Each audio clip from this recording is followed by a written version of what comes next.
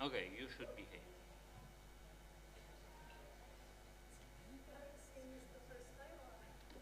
No, no, no, no, no. I'm just looking how to organize a bit the things here. You're not an organizer as an organizer. Yeah, yeah, I know, I know, I know. But this is not the entire program. Just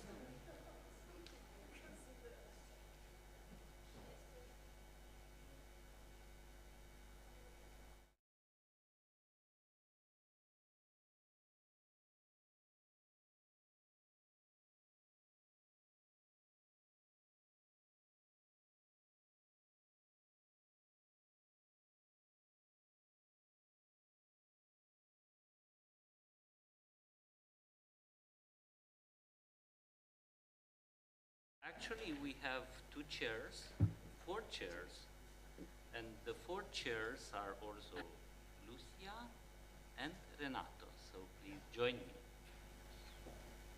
Of course.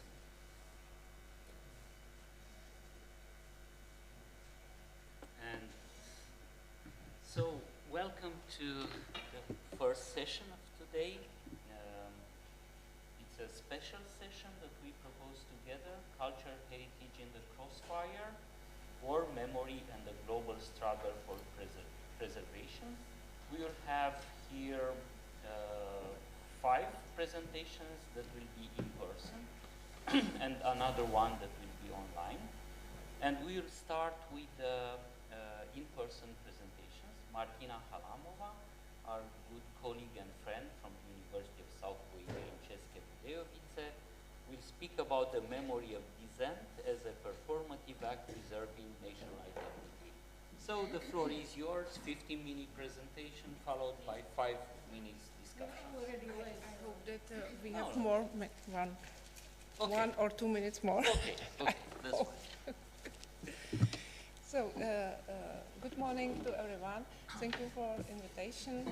Ladies and gentlemen, I would like to specify the theme, the memory of dissent, through the work and life story of Czech samizdat author Eda Krizová, as it is written. Here you can see her photo.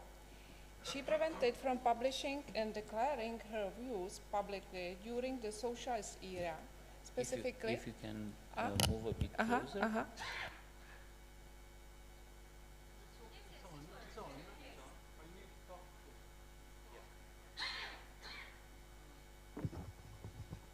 So in this paper, I focus on the representation of memory as depicted fiction and the reports.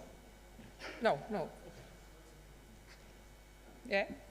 So in this paper, I focus on the representation of memory as depicted in her fiction and reports since 1970s. The life story of this dissent, after the year 1989, an advisor and close collaborator of the Czech president Václav Havel, was shaped by the occupation of Czechoslovakia by troops of Warsaw Pact, primarily by the army of the Soviet Union in the summer 1968. The Soviet Union wanted to prevent the so-called Prague Spring reforms by this act. May I remind you, the Prague Spring reforms were an attempt of Czechoslovak government to grant additional rights to the citizens of Czechoslovakia in an act of partial decentralization of the economy and democratization. The freedoms granted included a loosening of restrictions on the media, speech, and travel. The reforms, especially the decentralization of administrative authority, weren't received by the Soviets, who after failed negotiation sent 500,000 of Warsaw Pact troops and tanks to occupy the country. After the invasion, Czechoslovakia entered a period known as normalization, in which new leaders reversed almost all of the reforms. The invasion of Czechoslovakia in August 1968 and subsequent events you can maybe know from Milan Kundera's novel or movie The Unbearable Lightness of Being. The Velvet Revolution peacefully ended the communist regime in 1989, The last Soviet troops left the country in 1991. Eda Kryzova's viewpoint were grounded in the hopes that faded in 1968, just as the August events remained a grievous point for her and the nation as one. The occupation of Czechoslovakia absorbed this author, then a young journalist, in Israel, where she went with other journalists on a working trip that was to produce a series of reports that would put pressure on the then Socialist Czechoslovak government to restore diplomatic mission after the Six-Day War of 1967, when our government, following the Soviet example, supported the Arabian coalition against Israel. The whole group, that means not only Eda Kryzova, but all members of this initiative, evidenced their intentional decision not to accept the interpretation of the current events in the light of ideological propaganda. The organizer of this mission, Slovak writer and journalist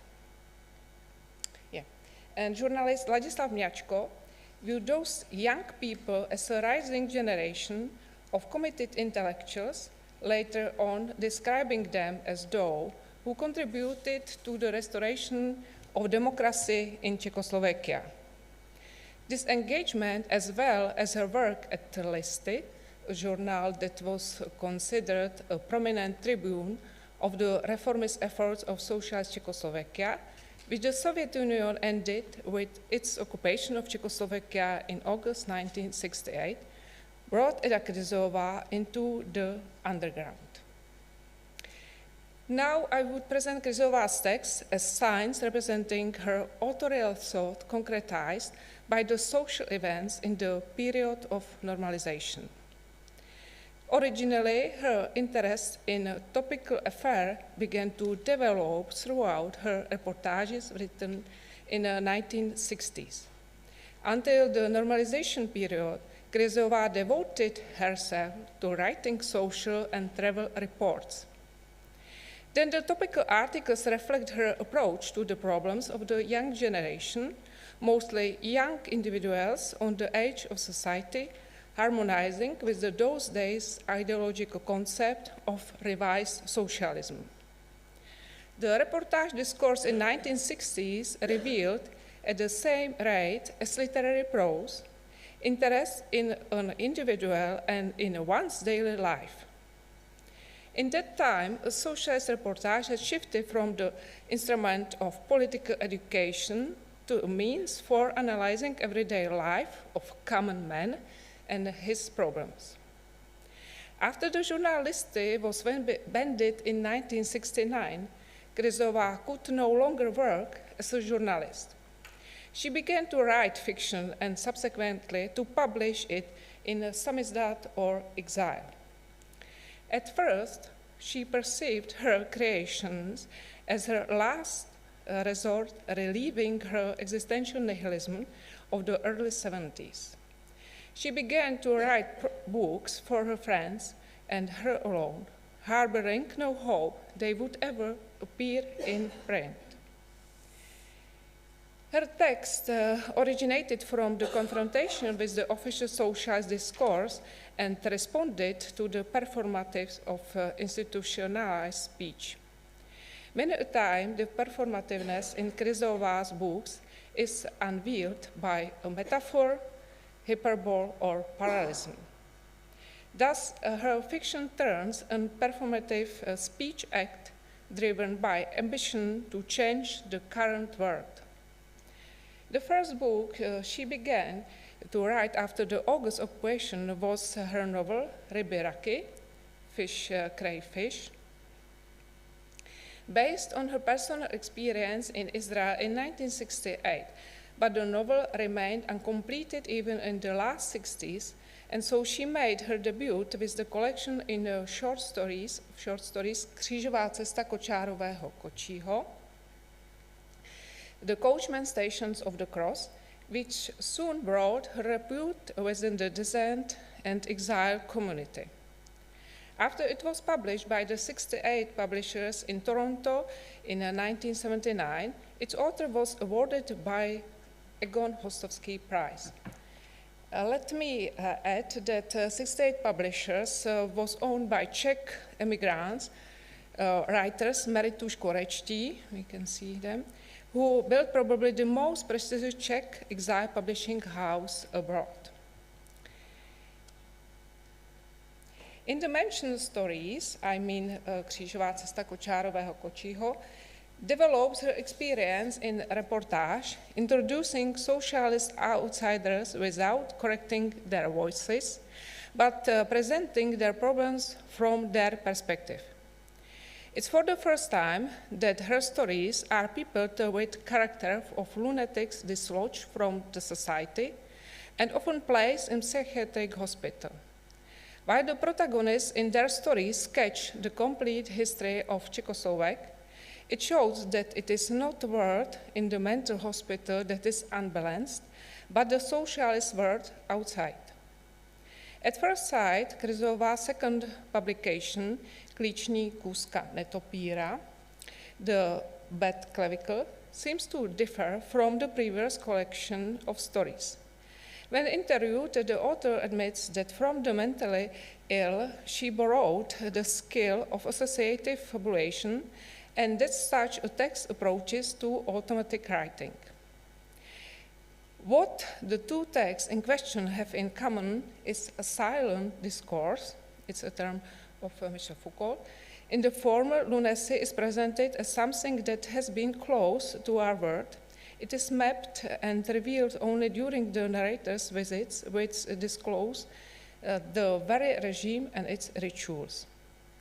In the later text, the silent discourse is presented in terms of oppression, this time as disclosing sexuality to an adolescent girl.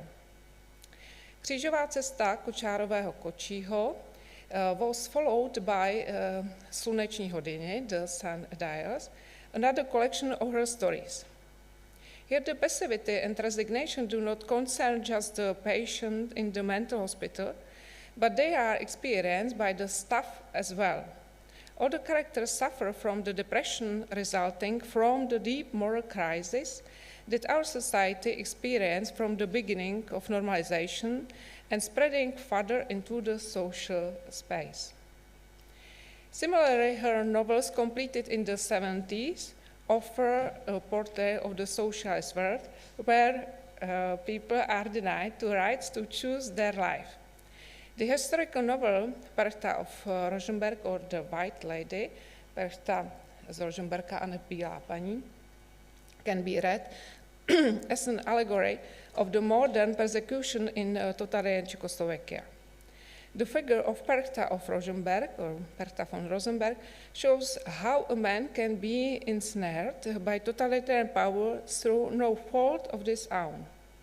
Perchta was a daughter of Ulrich von Rosenberg, and she was married off to Johann von Liechtenstein against her will in the half of the 15th century. She suffered from that marriage because her husband mentally and physically mistreated her, as far as we can gain from her private letters. The novel unmasks the performative power in those grip the figure of Perchta von Rosenberg, finds herself and reveals how totalitarian language deliberately distorts reality. In the 80s, Kryzová continued her tendency to portray the those-day real world through a fictional world. It was particularly evident in the stories written for samizdat periodical Obsah contents, where she approached to the feuilleton genre. The stories gave rise to her book Co se stalo, What Happened. After the Velvet Revolution, that means after the year 1989, like many of her contemporaries, she returned in her prose to the theme of memory. The authors from the former descent, as well as the emerging generation of authors, had a chance to venture their opinion on history, namely of the 50s and the Second World War. They could write about the topics without ideological disinterpretation. They believe that a newly insightful collective memory can help them find the identity of the newly established Czech society. Krizová developed the theme of the Second World War in her novels Cats' Lives, Kočičí životy, and the period of the Velvet Revolution in the novel Misericordia. In order to understand the story of Eda Krizova's writing, it is necessary to get familiar with the context of her literary work, which can be found out from the lectures, essays, and journalism.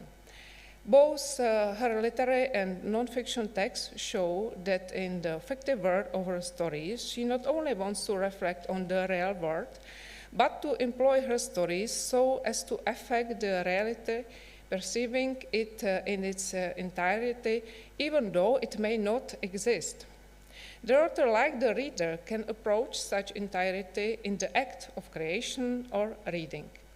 She loads her literary text with interpretation that affects both the reader and herself. She first sees literature as a personal way to acquire knowledge, offering her space to classify ideas, to reflect the world, to connect discourses of various origins, like with the time, space, and culture.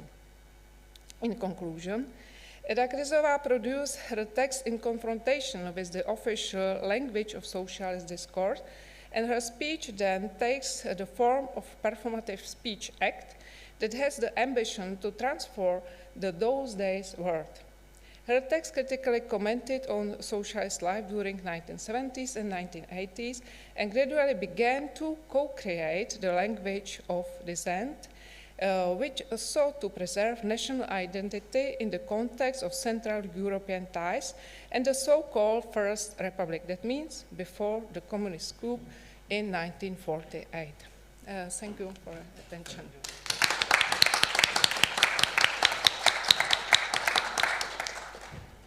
Thank you, Martina, for the wonderful lecture that you presented.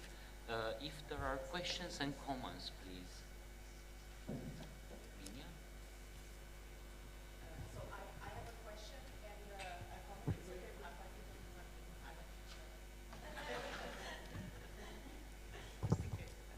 Thank you. So the question is the following. I may not be able to have followed quite clearly, but could you elaborate a little bit on the concept of silent discourse? Stylistically speaking, what was it about? And the comment is that, thank you so much for the picture of the Underground Friends, because it was the very first picture that I actually saw that was equal number of men, equal number of women. So it is possible. Thank you. So about the term silent discourse. So it's the term of Michel Foucault, and this term is connected with her books as Myšlení vnějšku. It is in Czech. I don't know if I am able to transform. Myšlení vnějšku, thinking of outside. I don't know the correct name of the book. And then the history of šílenství. It is a book about people who was mentally ill. It is Dějiny šílenství in Czech version. And this book explains how the society during the 19th century above all, but before this period as well, how the society view on this mentally ill people, and how we recognize in this speech of the society not only something more about the mentally ill people, but above all of the society. And the society tried to view on these people as somebody who is outsider, who is excommunicated from the society, and that's why it's called as discourse, silent discourse, that they haven't any voice, and that they cannot to be in the society. Yeah. Thank you. Are there any other questions? Okay, I have a question then. It's also reflects on your perspective on the silence, let's say, discourse. And do you think that this sort of discourse that she was creating was very influential on the other dissent persons in Czechia and in Czechoslovakia, let's say, and how it affected the public? If her books were known to the public, I mean, for sure, as some is that they circulated around, let's say, but or they known to the public, and if there are any consequences on her.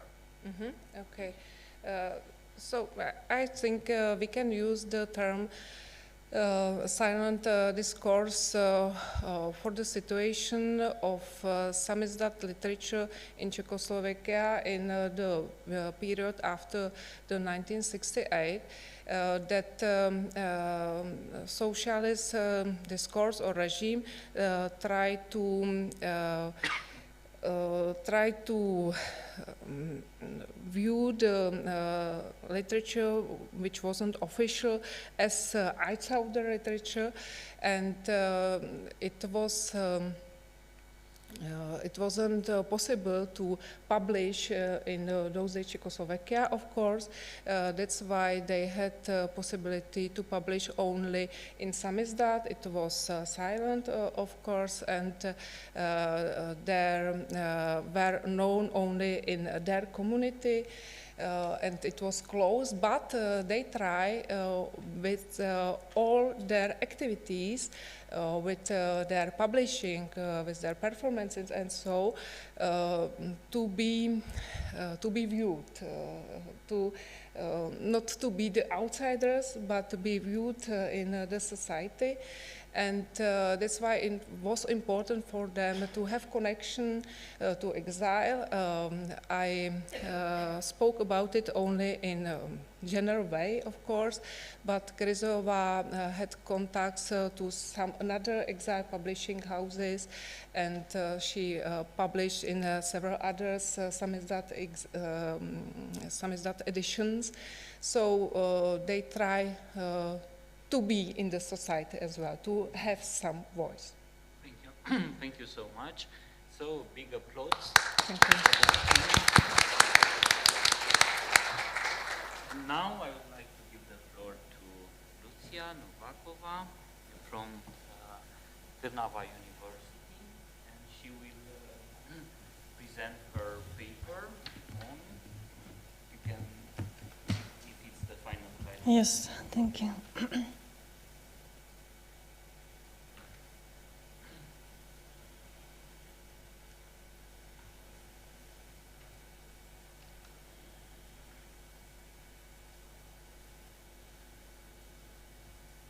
Okay, so thank you very much. Dear colleagues, dear friends, my presentation now will bring us to the ancient Greece, to the different period, to the different time, but I hope you will enjoy. I will try to express the depictions of the war through the images. War was part of ancient life and appeared frequently in Greek art. Military monuments were communal projects meant to spread the political messages, reminding future generations of victories and bravery. These monuments often showed scenes of battles and violence. Herodotus, in the words of Croesus, said, "No one is too foolish as to prefer war over peace." War always caused suffering, but this suffering was sometimes emphasized more strongly, depending on political motives or our artistic style. Theories of cultural memory from contemporary scholarship help us to better understand how Greeks remember war. Sparta militaristic society demonstrates how honoring fallen soldier could encourage further aggression, linking ancient memorial practices to modern debates about glorifying war. Ancient Greek culture might have supported resilience to the mental stress of warfare.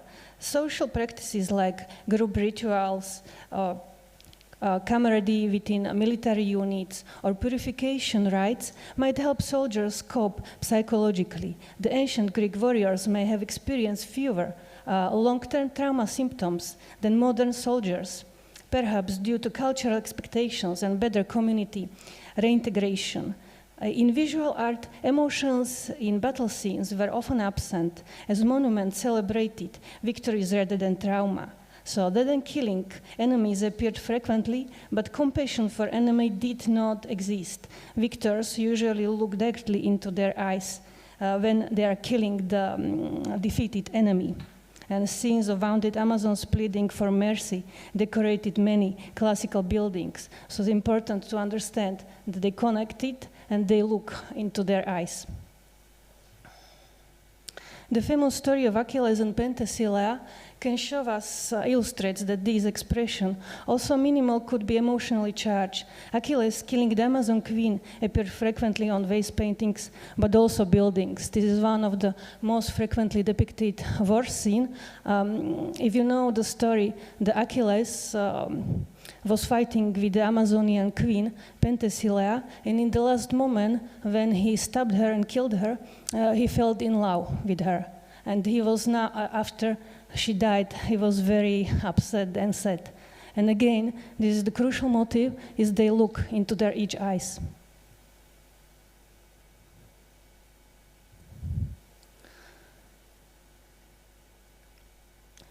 It also seems that war memories were not uniform even in antiquity. Different versions of the same events could exist, each supporting the identity and or needs of different communities. Emotions of the defeated appear more clearly on Pergamon altar, frieze where the giant Alcyoneus dies and his mother Gaia begs Athena for mercy. But this is Gaia, she's just striking her hands and begging for the mercy. Or here you can see, for example, the touch the knee. Cruelty toward defeated enemies was already present in Homer. Achaean heroes killed their enemies even dishonorably, as the wounded and helpless clasped the knees of their killers, begging with their lives. Diomedes, Achilles, and Menelaus repeatedly behaved this way. The violent imaginary of Homer's Iliad is reflected in ancient battle scenes in the art, showing warriors spearing their opponents, who often appeared kneeling or lying dead. The heroic ideals, like Achilles choosing a short life for eternal fame, shaped Greek memories of war. Spartan Tyrtaeus echoed this ideal, emphasizing the eternal honor gained through death in battle. The classical period introduced more dynamic and violent images. Greek warriors were shown pulling Amazons from horses or stabbing them on the ground.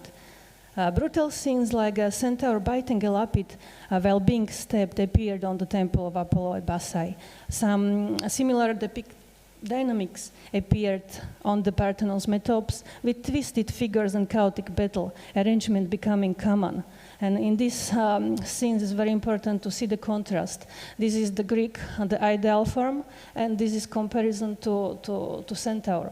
Centaur is allegory to the enemy, like Persians. In the contemporary, in that time, they were in the war with Persians, and they depicted them in this way, so they dehumanized them. And it's also, you can see that centaurs they are biting and they are behaving like truly animals, in contrary to the Greek.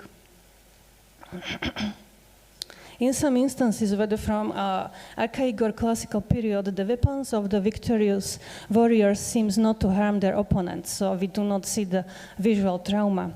Visible devastating wounds on the body were absent, with defeated indicated merely by the warrior position. Similarly, historical sources rarely describe the injuries or methods of killing. One exception is Alexander the Great. In the Battle of Granicus, Arrian describes him as a Homeric hero, striking one opponent in the face with spear and another in the chest.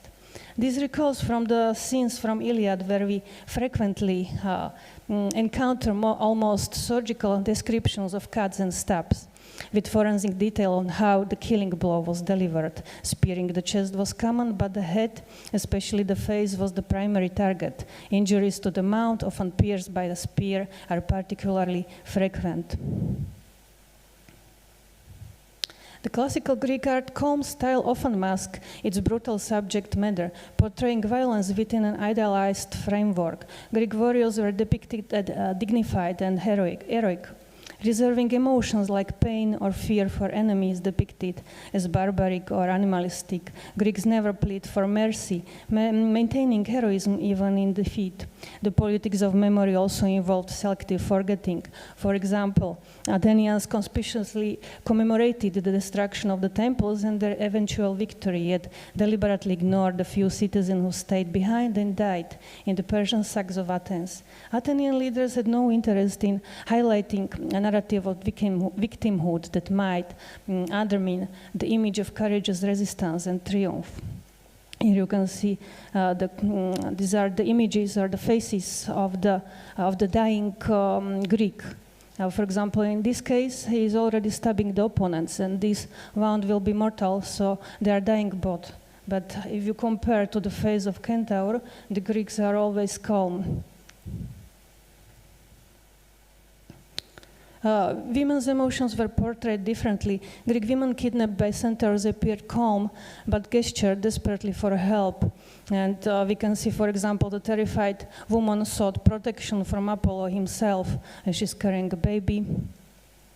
A smaller podium frieze on the narrate monument I will show you later depicts a woman in a besieged city tearing her hair with her lament foreshadowing her fate, rape, enslavement, and possible death. Like these depictions, historical accounts rarely emphasize civilian suffering unless exceptionally severe.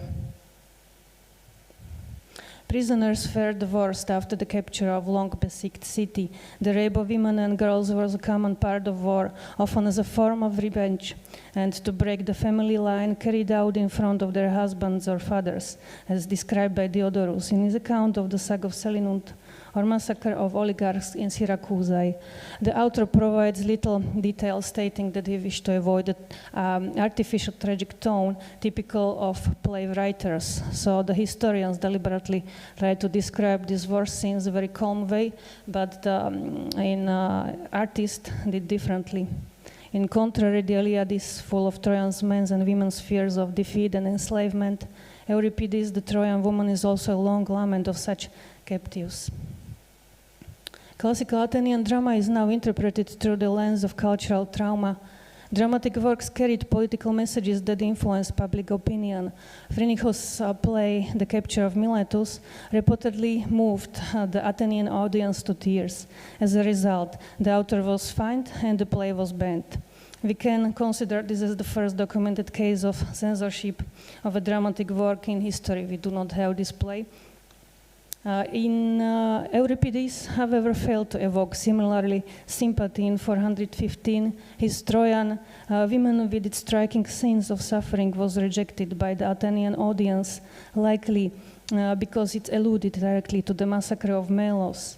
Author aimed to stir emotions, and the brutal images such as Andromache's young son's broken body must have shocked the audience. His play is now hailed as one of the earliest and most powerful pieces of anti-war literature.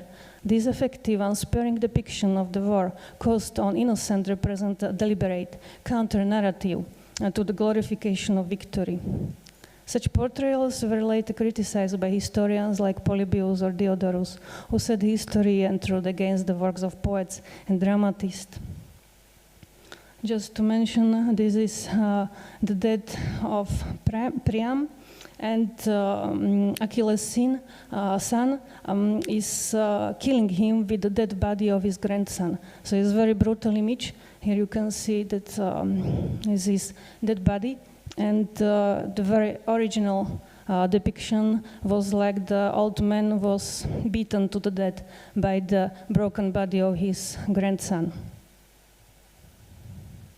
Conflict archaeology highlights ancient recognition that destroying cultural sites caused trauma. Ruins are not just historical artifacts, but represent emotional scars. We know that some monuments were deliberately left unrestored as reminders of the event.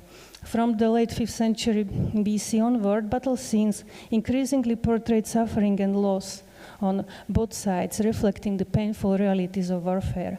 This shift was likely influenced by internal Greek conflicts, particularly the devastating impact of the Peloponnesian War, which forced Greeks to confront the harsh consequences of fighting fellow Greeks.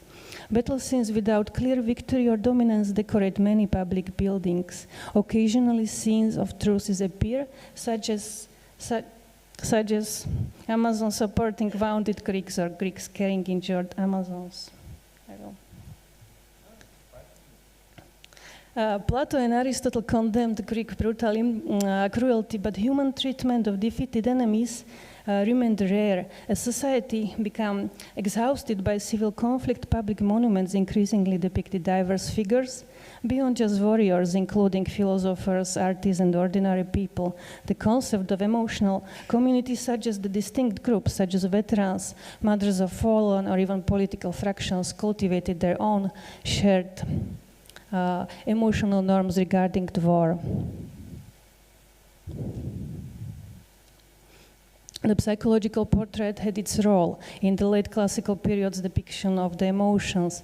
The artists responded to contemporary events through individualization or turned toward realism or seek for illusion.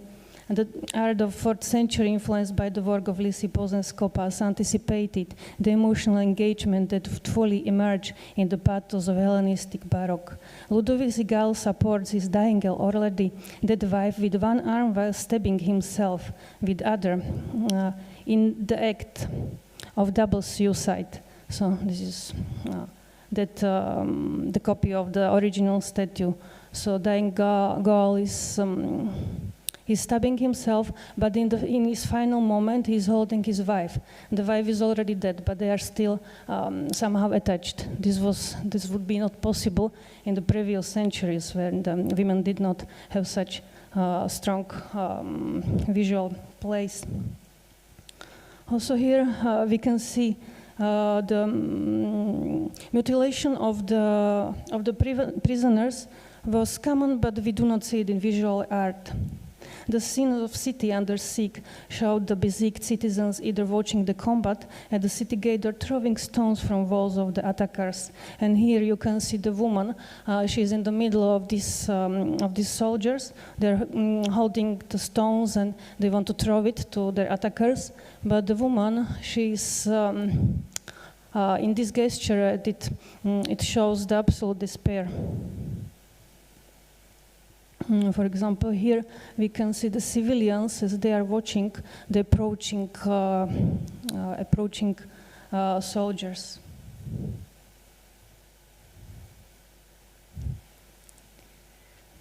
War devastated not only humans but nature itself, and fires, looting, and deforestation often accompanied military actions intended as psychological threats. Hatred, revenge, and punishment motivated destructive acts.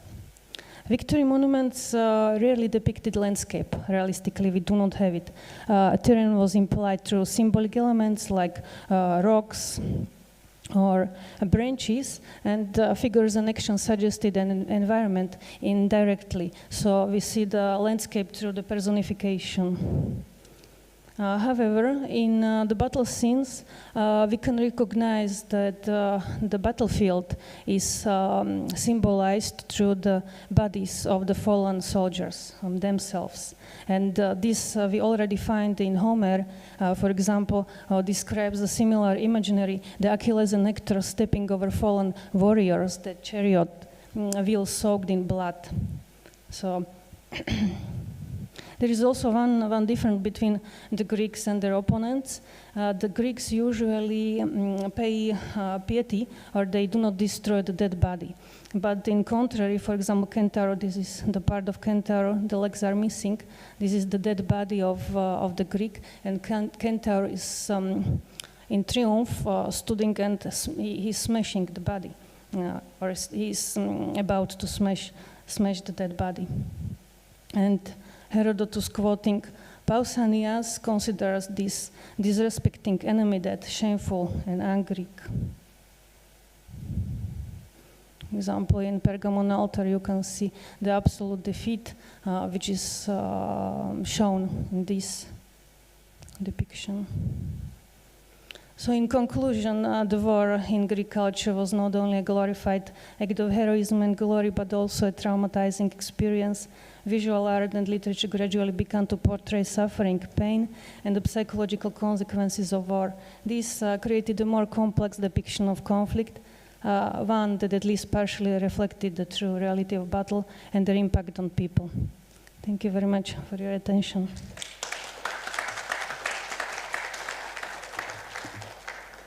Thank you so much for the wonderful presentation. And now the floor is open for questions and comments. Pompi? I mean Pompiliu.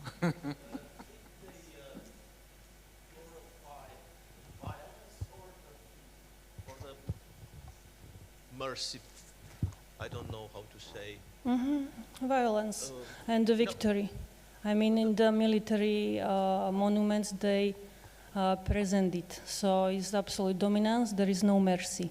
There is only, in certain point, in the second half of the 5th century, they start to show more remorse or just their opponents when there is no one side winning, but very slightly, not much. And this is, in these images, very contrary to the literary sources, for example, like the authors from the archaic period onward. Okay, thank you very much. And I saw that there are similar archetypal positions of the statues, the sculptures.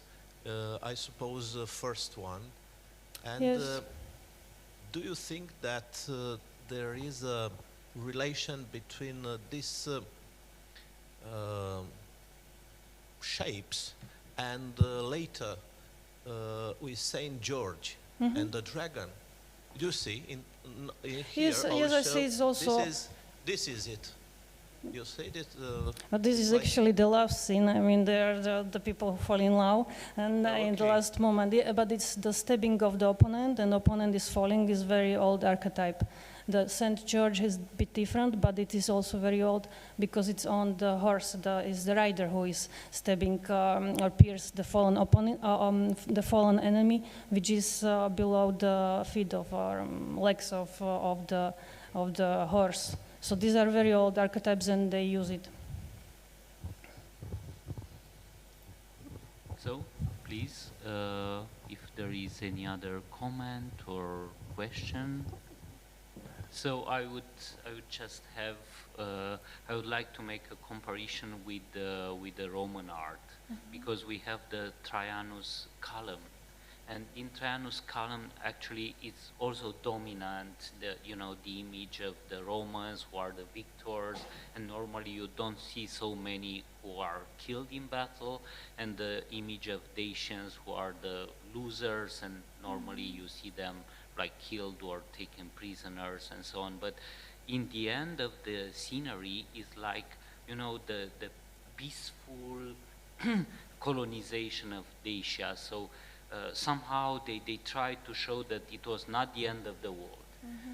Do you see this, because we also have in different mythologies, like in the Norse mythology, this end of the world and the recreation, do you see this kind of, renewal in this kind of sceneries, or, what is the conclusion of this scenery? I can answer is from the point of archaeology in Slovakia. We were on the border of Roman Empire, and we have these military monuments as well, and they are like the Roman soldiers attacking the civilians, but there is also the different picture. With archaeologists, they found, for example, let's say the huge building built in the way of reminding the Roman villa, and probably the Roman soldiers did it. So the life was also continuing in that, and some people collaborate, and some, these are not necessarily contradicting. So these communities know how to cope with them. It's long term, so it is possible. And also we, in the same, those monuments we see the suffering of civilians as well as the victory, domination of that as well. And also the suffering of the soldiers, that is also depicted. So it's moved towards, but in classical art it was not. The Greeks were all the time showing like that, almost without emotion. Yeah, thank you so much. Okay, thank you.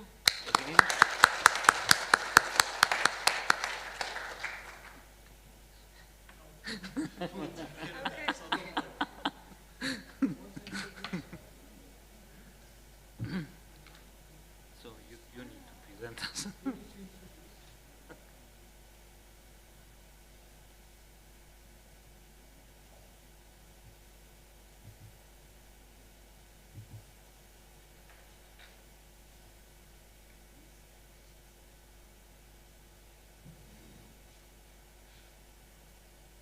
Okay, so now the presentation.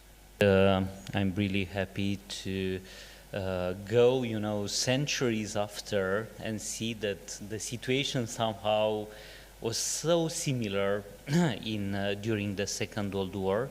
I'm really grateful to my colleagues from University of Camerino who are with us writing this paper, and for sure we'll have a final article in the end. So the research goals of this paper would be trying to show how this region, Macerata, which is located in central Italy, reacted and later remembered the violence of the Nazi-fascist period. So this is from the, let's say, change of regime in Italy with the fall of Mussolini and then the armistice until the end of the war. Which are the forms of resistance, civilian, partisan, institutional, against the Nazi occupation and the fascist repression, which are the repressive measures, executions, deportations, control, and then how the memory and commemoration have changed, especially during the past years. So we tried to do this by examining local testimonies, commemorative sites, and we tried to look how trauma becomes collective memory and shapes regional identity. So about the historiography of this period of 1943, 1945, well, immediately after the war, there were the early accounts, and normally they emphasize the heroism of the resistance, and also trying to show how the Italian people came to understand that fascism can no longer be tolerated, and that there was a continuity actually between early forms of anti-fascism and later opposition, open opposition to fascism, while overlooking, let's say, the civilian suffering and the collaboration that also existing during the regime. And then there was a critical reappraisal. There are many books written between 1970s and 1990s by a new generation of historians who try to scrutinize the partisan actions, the role of the local elites, the fascist complicity. And then we have also local histories, like in the Macerata region, with several historians writing on this, and several institutes like Instituto Storica della Resistenza e dell'Età Contemporanea and Centro Studi e Museo della Resistance, Don Enrico Pegognoni, and so on, that try to look into Matelica as an important site of Italian resistance.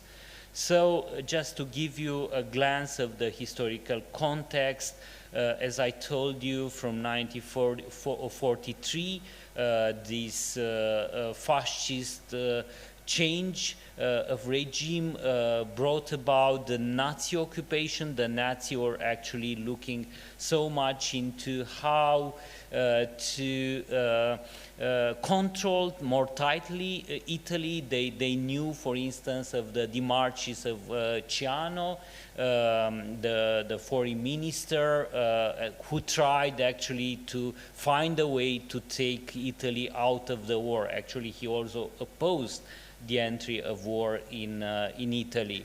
And then the Macerata's location, which is between the Apennines and the Adriatic, made this region strategic. It was occupied by the Nazi and their fascist collaborators, but also most of us have been to Macerata, and we know that there is quite hilly and mountainous region. So for the resistance was actually quite easy to organize in such places and to be actively fighting against the occupation. Of course, some of the core concepts of this presentation is resistance, seen as armed and unarmed defiance by partisans, repression, systematic violence, including executions, deportations, and village burnings, and remembrance, how these events are narrated today, shaping still identities, or if there is the case still now. So about the rise of resistance, of course, it was resistance facilitated by some of the networks that were created. I would call them even networks, because sometimes the individuals, groups were connecting through these networks, like Brigate Garibaldi, Brigate Matteotti, which emerged from these anti-fascist groups and from the rural communities, and started to try to organize this resistance, to provide it with assistance. Also, it is important to know that the support from civilians was essential, because they needed provisions, for instance, they needed knowledge about the movement of Nazi troops and so on. So also shelter sometimes. So this kind of resistance was really helped by the people.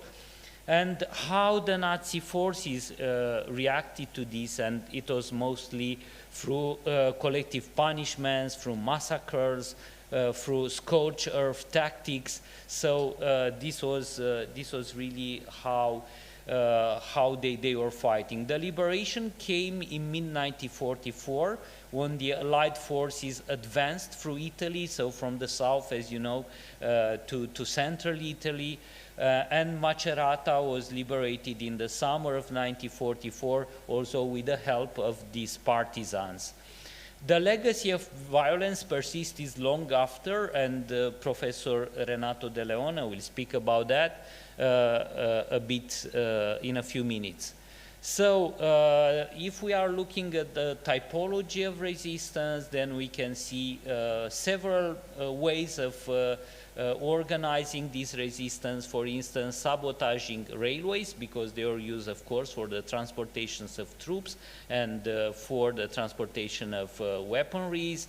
They ambushed patrols, attacked supply convoys. And then it was, of course, the resistance led by local leaders, ex-soldiers, students, peasants, and clergy. We have several instances of clergy who are really, trying to help the resistance, even sometimes taking the arms in order to defend their localities. And in the civilian resistance, we find different categories. So it was not only males, it were also females involved, especially young women. There were priests, there were teachers that provided crucial non-combat aid. They, for instance, hid fugitives, Jews that were, of course, now totally threatened in these circumstances, and allied prisoners of wars, in their homes. They gave them shelter, food, intelligence, and medical help. In terms of spiritual and moral opposition, some members of the clergy condemned publicly the fascist atrocities. So we have about 100 sites in which such atrocities happened in Macerata region. There is a website with all the info, let's say, for each of these spots. And then they opened religious spaces for resistance despite the risk that they were encountering. You can see here on the map the Macerata region with the within the Marche region of Italy, and as I said before, the geography served as an ally of the resistance. And also the knowledge of the local terrain helped a lot, because especially this typology of the places that we have there. So we have several examples here, for instance, of military and paramilitary operations that are in our paper, but I will not go into details of that, of massacres and executions. You can see here from the archive of Igino Colonnelli, 3 resistance people who were hanged. So this happened several times, and also arrest, torture, surveillance, deportation. We are also looking into the contested memory and silences, memory as legacy and responsibility, oral histories and testimonies, and museums and documentation centers. You can see that a number of people are still looking, taking care of these places and commemorating the legacy of these places. So if we try to look only in one case studies, in Foligno, for instance, after the armistice of 8 September 1943, Foligno organized anti-Nazi and anti-fascist resistance. A national liberation committee was formed, and broad anti-fascist representation was inside. By October, armed groups of local youths and volunteers began operations. These groups united into the 4th Garibaldi Brigade, structured into 5 battalions. They conducted sabotage, attack posts, and disrupted German movements. In March 1944, 4 partisans were executed in one locality. In April 1944, a major German fascist offensive, the Bloody Easter, caused civilians massacres and deportations. And despite setbacks, the brigade regrouped and joined the liberation of Foligno of June 16, 1944. So we can see how important and how this this sort of, action took place in many localities in this region that we will survey. About the memory of resistance, for a long time, I think Italy made a lot for this memory, and they are still trying at least a local level. But now under Giorgia Meloni government and Matteo Salvini, we can witness a resurgence of nationalist populistic rhetoric that often minimizes and relativizes the fascist crimes. So the official discourse has shifted toward national reconciliation. So omitting references to the anti-fascist resistance became quite widespread. And this trend threatens to erode critical memory, making the preservation of local testimonies and grassroots historical work more urgent than ever. And I will pass the floor to my friend and colleague. I try to be short, I promise. But let me see. Well, while we were going through the search for the historical documents about the resistance in the Marche region, in particular in the Macerata region, well, I came and I start talking with Igino Colonnelli about this possibilities. It's not completely sure, but there is a possibility that the song Bella Ciao, that everyone knows now, was born really in Macerata region, not too far away from Matelica, as I will show. Well, first of all, we need to clarify that Bella Ciao is not what people expected or they know about. It's really an Italian partisan song, and is really for many of us, unfortunately not all of us, a symbol of freedom and resistance. And this is grown worldwide. And it's really connected to Italian resistance, and there are really many, many different ideas on how this song was born. Well, it was a very important moment in 1964. There is this one of the most important festival in Spoleto, which is about one hour driving from Camerino, and this is an important festival dei Due Mondi. And here in 1964, there was really this important moment where they play this song, and that was a sort of revival, remembering of the song also.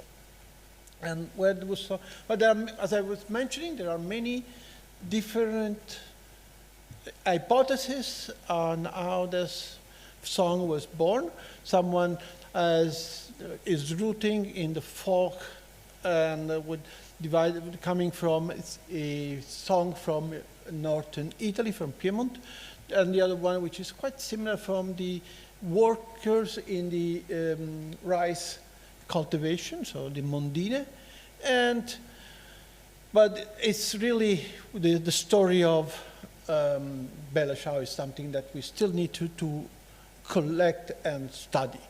And there's one part, let me go quickly here, that we have some written information that this song was well known and first played and sung in the area of Macerata, and there was something, it's interesting, this Amato Vittorio Biraboschi in a letter wrote exactly that. I still have, I'm crying because I still remember everything we had and all the young people that went to die with the song Bella Ciao.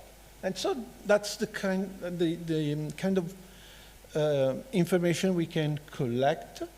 And there was a testimony from very early 1946 that this song was essentially born here in next to Monte San Vicino. You can see how close we are to Matelica and Camerino and Castelremondo, where I live. And so it's a place that I go every time, and I didn't know this part on Bella Ciao, so I was happy to have the opportunity to tell you about today.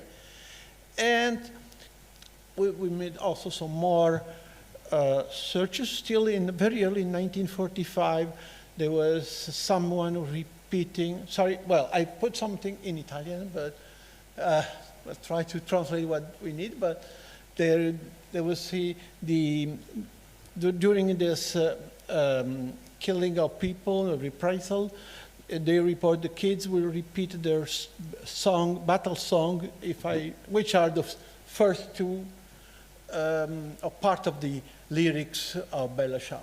And we're talking about 1945. So it's very well possible, and I strongly support this, that song was born here. And there are more about this another commander that wrote his memory, remembering the action after a partisan action in a city, Filotrano, which is still in the Marche region, and the partisan returned back singing Bella Ciao. And now, Bella Ciao. Okay, let me see if we have a version which is not. Mi sono alzato, oh bella ciao, ciao, ciao, ciao. Stamattina mi sono alzato e ho trovato l'invaso. Oh partigiano, portami via. Oh bella ciao, ciao, ciao, ciao. Partigiano, portami via, che mi sento di morire. E se io muoio da partigiano, oh bella ciao, ciao, ciao, ciao. E se muoio da partigiano, tu mi devi seppellire e seppellire lassù in montagna. Oh bella ciao, ciao, ciao, ciao. Seppellire lassù in montagna sotto l'ombra di un bel fior. Tutte le genti. Enough, but just I want you to invite you to look at the lyrics because it's very interesting. Thanks. So thank you very much. I think that we could play the song, the whole song. But anyway, I'm sure that there will be some questions or comments. So, dear friends, colleagues, would you like to ask something?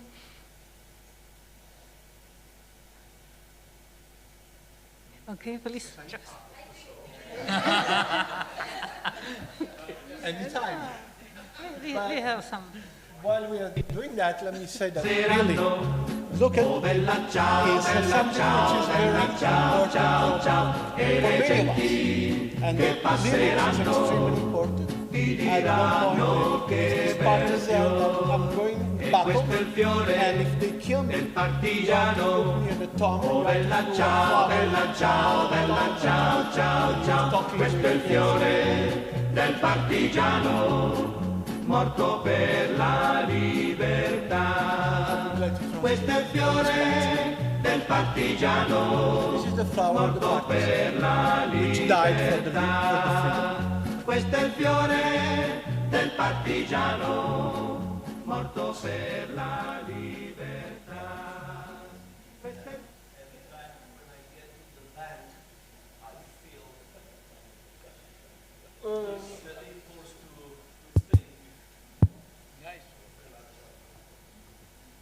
And that's unfortunate. I know.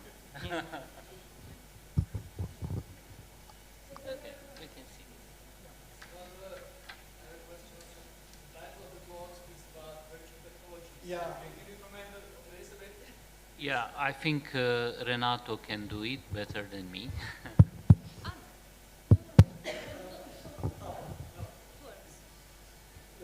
Well, fortunately, timing was not sufficient to also address this point. In fact, but what Silvio already started mentioning is that we kept this memory of resistance for a very long time until I would say 15 years ago, 20 years ago. Now it's a very divisive topic, and we need really to strengthen the memory in the younger generation, which are losing that. And the only way to do it is to use new technology such as virtual reality and augmented reality.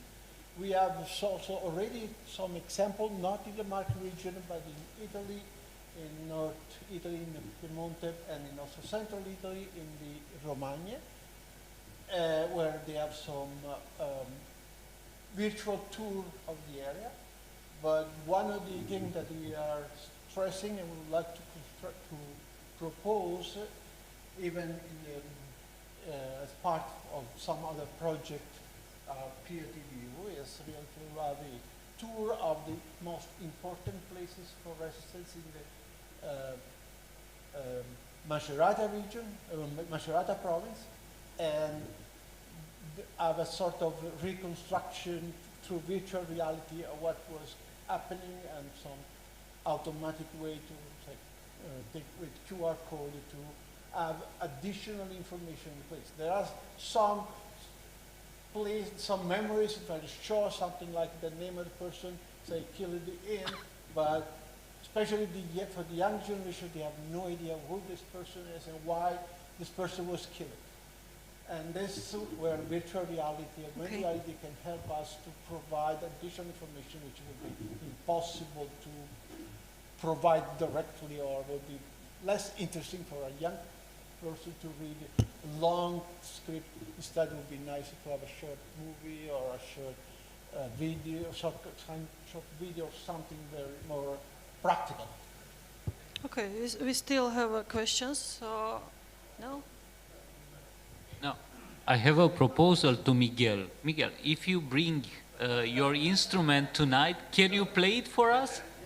Okay. Okay. What I want to point is the power of music, because I didn't know that our child had this content.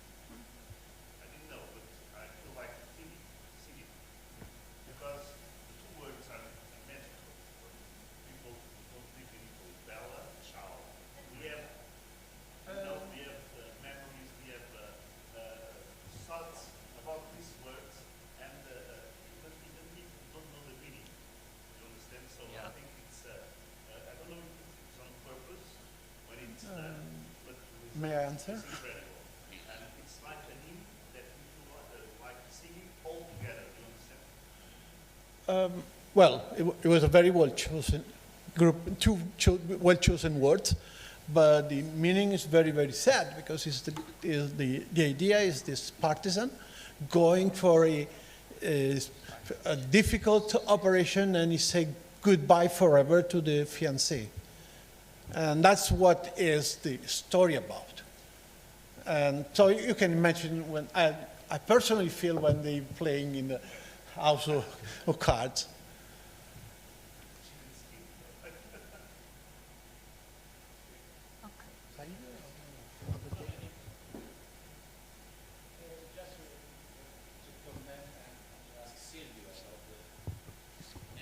Information that he gave in his last slide mentioned the political leaders that are turning to the power now. Yeah. I tried, believe me, I tried with the tip of my head to understand why European nations and population are reproducing the same factors and not atmosphere, but the element that conduct before to the Nazis and fascism. Then with the event of the Second World War and the consequences that touch the whole world, they still insist to reproduce the same situation, the same factors, without learning anything. Believe me, I tried more than one time to understand this. Maybe you can help me with some information. Thank you. Yeah, your question is quite crucial, because this is like the main focus on that we have on post-authoritarianism, the project that you know we are creating.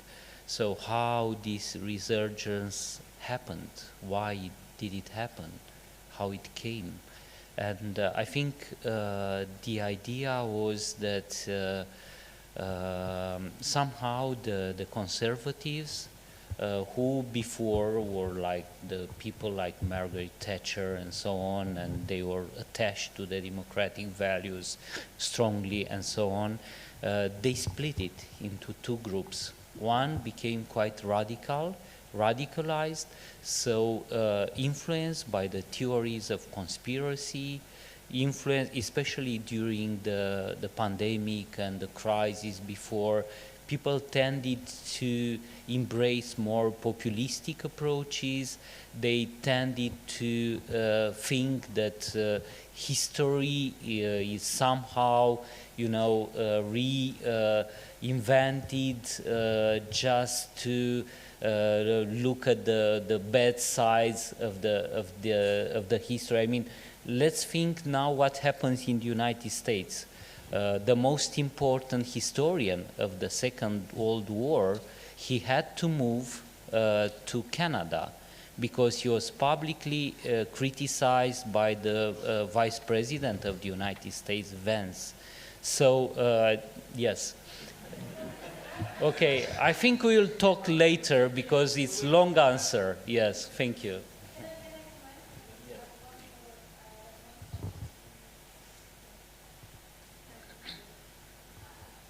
I just wanted to comment on the history of Polish nation.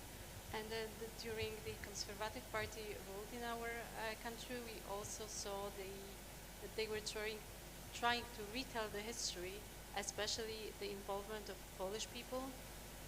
In the Second World War, the involvement of Polish people who helped Nazis to kill the Jews, and they tried to retell it in a different way. They tried to, they tried to tell us that it wasn't really happening at the time, but it was, and we also had this kind of situation, and I think it will be growing in Europe, in every far-right country. Thank you. Country now, yes, it's not something that is happening only in one country, but it's in every country. So thank you. We'll talk about that side. Is the next speaker? Yeah. You want to introduce it? Yeah. So let's introduce our next speaker. Okay, thank you very much, Renato. The Just help me to title open. is Crime Against Heritage in Zone of Armed Conflict, the case of Iraq. Iraq, yeah. Just to open this things, how we make it in a slide? Yeah. Okay, yeah, I got it. Said, the floor is yours. Thank you very much.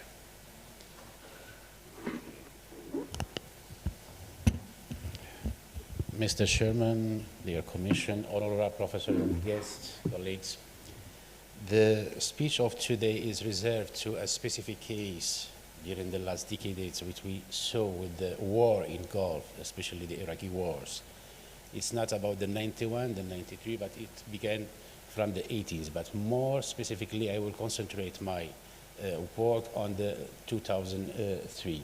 Not exposing the atrocity of the war, but managing and analyzing the consequences of the legal frame regulating the respect or the protection of heritage during the time of war. I tried to compare between international convention in some aspects and the national legislation or regulation, presenting a specific cases, the necessity of war. It means that the law on war allow us to bombard and to destroy cultural heritage in case of necessity. And here, there was, before me, of course, experts discussed these things. And up to now, it's rarely when I found something that convinced me about these things. So you are allowed to bombard the cultural heritage, proving that it was a necessity. The same thing I tried to enlighten in some word the position of the Iraqi legislation. Beginning, the humanity has witnessed wars destructing cultural heritage. Acts of looting and vandalism were considered heroic, while stolen artifacts was deemed spoils of war. The illegal trade in antiquities, valuable scientific books, and rare documents has become a profitable activity, even outstanding an obliteration and hideous erasure of other civilization. Nations and population, especially the oppressed ones, waited until the beginning of the 20th century to criminalize this dangerous act. The invasion of Iraq represents the most horrific event experienced in human history because of the devastating practices and the attacks on Iraq cultural heritage. Of course, I'm not excluding the ex-Yugoslavia because also we assisted to dangerous attacks and destruction of this cultural system. This great challenge, preserving the heritage or the cultural heritage, results from several factors, the most important of which remains the collective awareness of the importance and value of cultural heritage. And this is the point that I want to discuss maybe with Professor Silvio after the official meeting. Nations that are not aware about the importance of preserving the cultural heritage can easily tolerate destructive practices that destroy the historical coherence connecting generations. Another challenge related to the material, human, and scientific capabilities to benefit from the cultural heritage and display it to the public.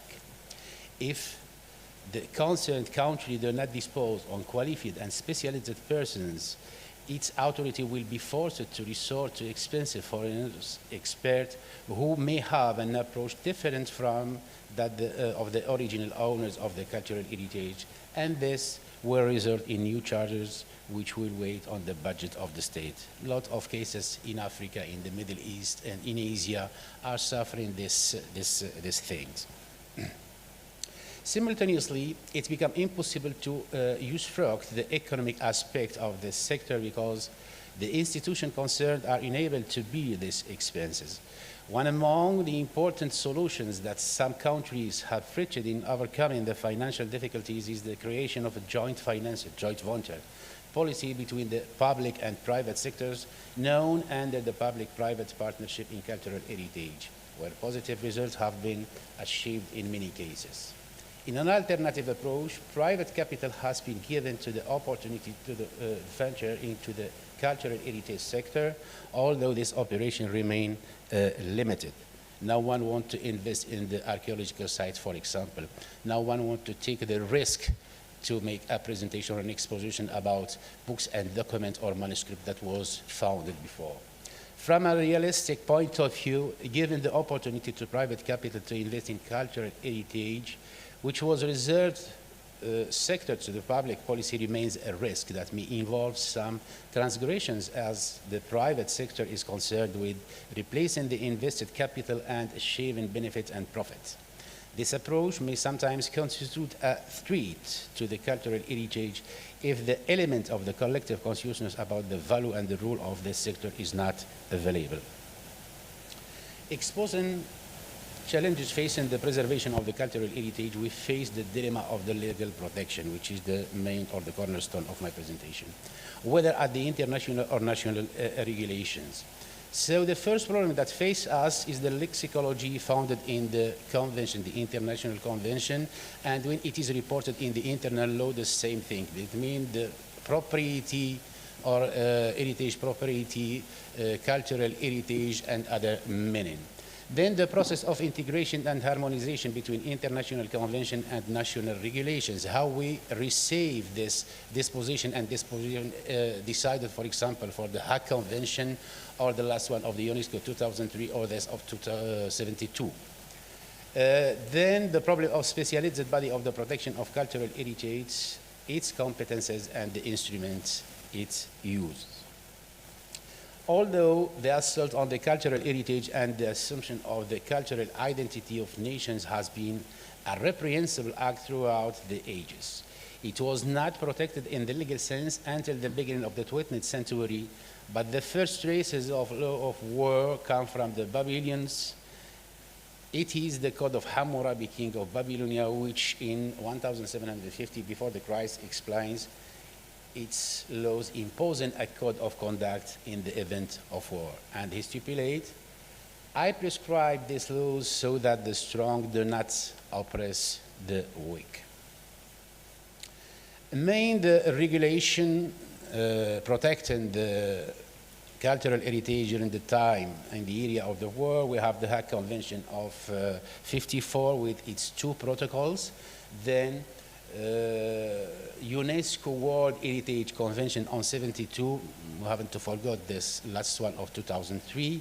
Then the Rome Statute of International Court of Justice, of course, then the domestic law. And here, the confrontation between domestic law and international convention really represent a challenge for several countries that cannot directly assume this legislation, especially depending on the process of legislation. It can be adopted by the parliament or just a ratification of the premier. It depends on the proposal followed and provided in this way.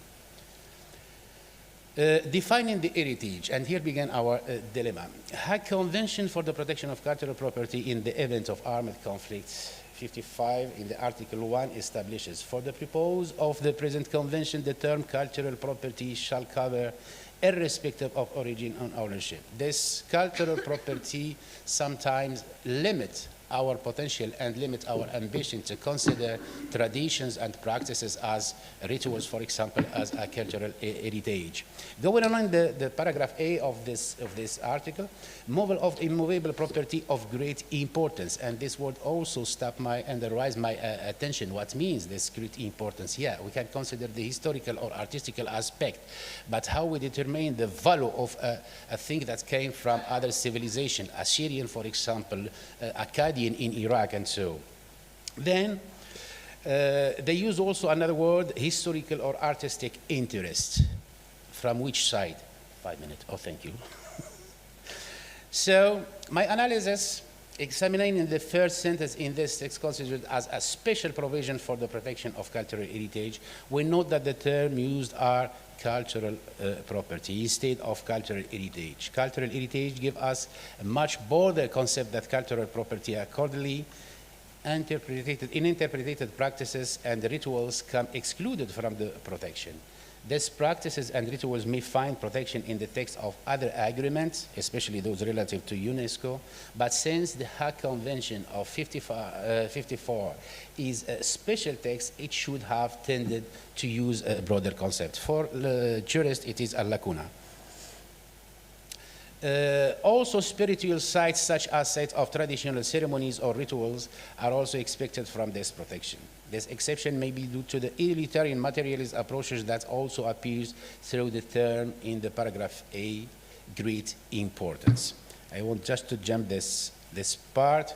Now the UNESCO definition. It used the same characteristic and the same word, maybe enlarging the margin of the cultural heritage, but we note that the same approach is adopted in the present definition, neglecting the human behavioral values, excluding rituals and other practices from the sphere of the protected heritage.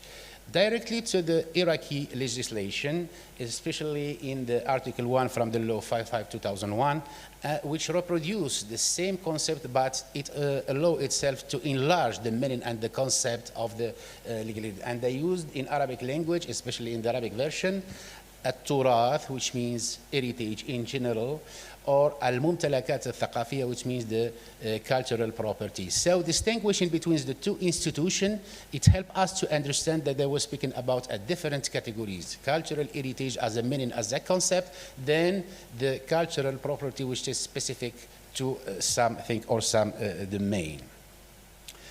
Then the main important point who still attract the curiosity of the lawyers, what means the necessary military hostility?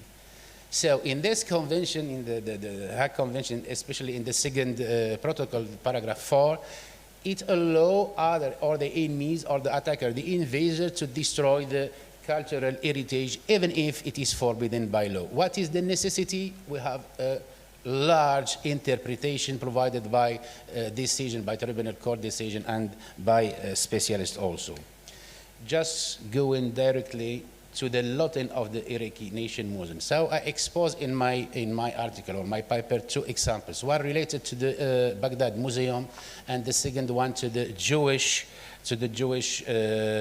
archives, which really was destroyed totally, and another part was taken to United States for the restoration. But up to now, governments are trying to recuperate this perceivable heritage, but no answer. Concluding in 2 words, threat of cultural property comes from liberated attacks, accident, damages, looting, and theft, whether in peace or in war. When cultural heritage is damaged or destroyed, the effectiveness of laws is often questioned, yet it is perhaps more appropriate to educate people to respect each other even during conflict. People must be convinced that cultural heritage is not for profit and speculation, but rather it is a universal memory. The more universal moral values are lost, the more the threat of human memory increases, and this will deprive us of the ability to develop ourselves and raise our value. Thank you very much.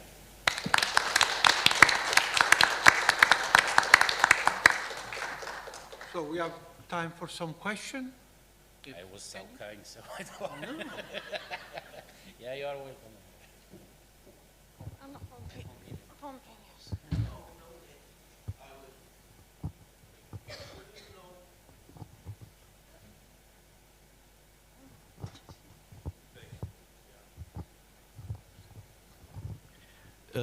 Do you know something about the artifacts from the Museum of Baghdad?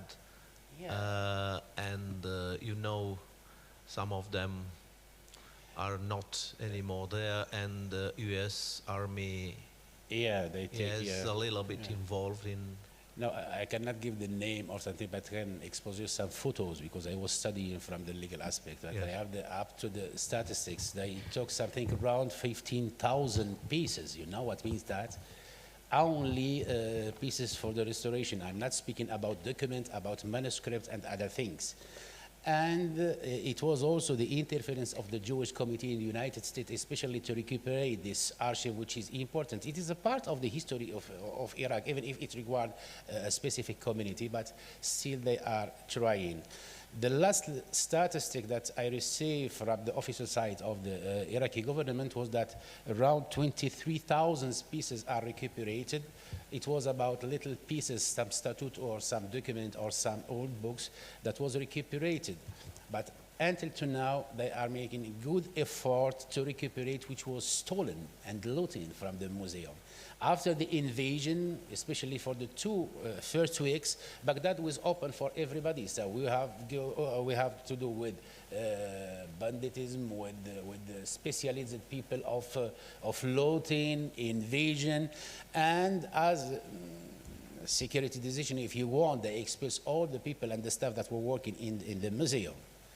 So the museum remained open, then they have some photo. If you want, I can show it. It was open for the public. You can enter, you can take something. Then after, the US Army remembered that it was the Museum of Baghdad that hid one among the main memories of the human being in the history. So at the third week, they stopped people entering, and they began to help. Also, a lot of operate and artifact was destroyed because of the bombing, the fact of bombing, and the water submerged the first and the second floor. So the consequences for the Iraqi civilization and the social system was really heavy. Yeah, thank you. Yes. You're welcome.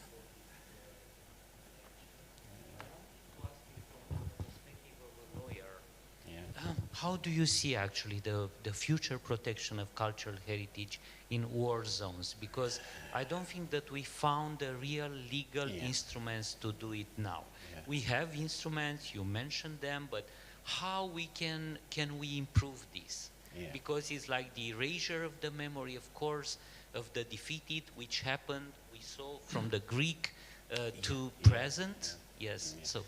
Yeah, thank you very much, Silvio, for this question. It is the main, the main question that we have to answer. But believe me, I was shocked that when I discovered that from the Greek epoch, they tried to make some protection for the cultural heritage to preserve it from destruction, from theft and looting. But never they have got the good faith or the goodwill to settle a text of law that can be nominated, for example, Convention for the Heritage Protection. Everywhere in the world, because we now have to do with international convention. So the real, if you want, universal consciousness arises just after the Second World War because of the pressure of some lobbies, the pressure of some communities, and which people lived in the Second World War was at an atrocity. So they began to realize that seriously we have to think. So the Convention of 54, the Hague Convention, normally was the reproduction of the war law of 1970, if you remember, and they take the same article with some manipulation, but they never give a tutelage for the holy meaning of the cultural heritage. Then after, they ameliorate in Hague, of course, with a first protocol that sometimes mention the intangible cultural heritage, then a second one that mention more or give more, enlarge the sphere of the intangible heritage. But still, for example, rituals were excluded. And we have to wait until the 2003 when UNESCO decided finally with an agreement, official agreement for the protection of heritage, and they add a lot of things and they enlarge. Among them, the culinary art. I don't know why it wasn't considered, for example, an heritage. The same thing, I'm insisting of the human behavioral or the human participation in creating heritage. It is for me an heritage because the man who transferred this value from a generation to another. Oh, thank you. So sorry. We will continue. I tried to be kind with him, but no, I tell you, I understand about good question continuation, but we have time. We should really continue. Thank you. Well, I have to say it's beautiful that we keep talking about, and we'll probably need 6 hours or 12 hours of discussion. But So we will I continue don't want to in kill the lunch. discussion, but we need to go a little bit further because we also have a different section, a second section afterward.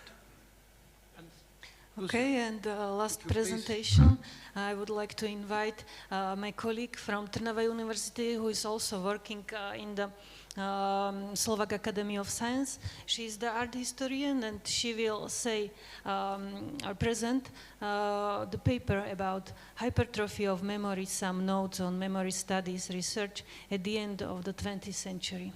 So, Isabella, please.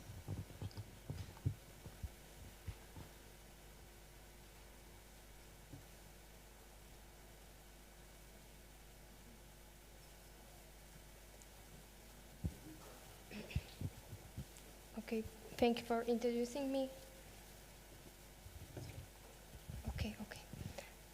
So my presentation will explore the acts of cultural remembering and the transformation in how we conceptualize time, memory, and history. We will focus on shifts from linear time towards temporality of returns, transferences, anachronisms, and displacement. We will draw on two contemporary theories from cultural studies and illustrate through examples from contemporary Slovak art. And now let's move on to the first point, which will be the origins of the cultural memory studies. So the memory studies emerged in the early 20th century, and in the creation of this new theory, they were two key figures. So the first one is French philosopher and sociologist Maurice Halbwachs, and the second one is German art historian Aby Warburg. So the theory of Halbwachs, he provided an insight into the form of collective memory. And he said that individual memory depends on collective memory, and society here figures as a substrate for remembering. In art historical research in Aby Warburg, he focused on image as a guardian of memory, and he introduced two main concepts, which is pathos formel and Nachleben, which we can retranslate as a survival of images or afterlife of images. And it was based of his Atlas Mnemosime, which is visual atlas of memory. And they work laid the foundation for the 20th, 21st century cultural and memory studies. But let's turn to our time frame, which will be specified from 1989 to the present, the period after the fall of totalitarian regime in the former Czechoslovak Socialist Republic. And since the last 20th century, the idea of memory became a key topic in academia and also in a public discourse. But it is different from 19th century and 20th century. The idea of 19th century is stable, identity-based. It is determining a nation relation to its own past and forming a boundary between past and present.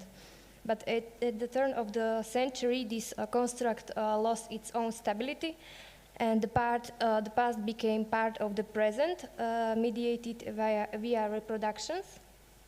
So from formative origins and utopian visions, we end up in the unresolvable ends and changing attitudes toward death and trauma. And the paradox here is that the culture of 20th century is saturated with death and trauma, but it has also reduced capacity to face these issues. And as a result is a collective trauma and suppression as an aftermath of genocide. And this brings us to the first important concept of this theory, which will illustrate how society was coping with these difficult life experiences. And it is theory of Andreas Huyssen in his book, The Presence of the Past, Urban Palimpsest and the Politics of Memory, where he outlines the emergence of a previously unseen increase of interest in memory.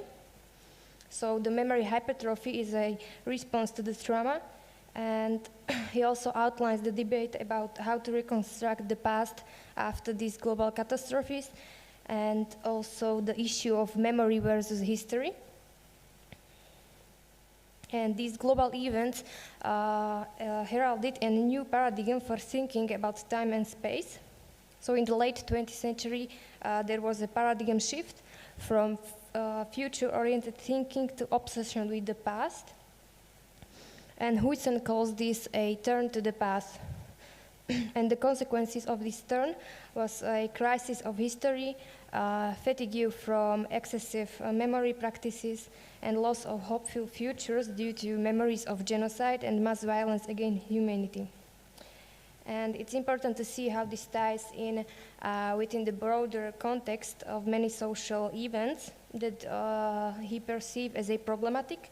So this excess of memory he links to rapid technological change, ecological disaster, loss of future visions and ideologies, populism resurgence, erosion of democracy, corporate dominance, media saturation and information overload, and also expansive musealization, and other issues that disrupted the perception of time and blurred the lines between past, present, and the future. And this leads us to an important interpretation of documentation of Holocaust. So the deepening scholarly and public debate about Holocaust with the media coverage of Nazi Germany history internationally was a key factor in the mobilization of discourses of memory, but it was also a consequence of post-war codification of national histories. And in the 90s, the Holocaust debate was still relevant because it was linked to the genocidal politics in Rwanda, Bosnia, and Kosovo.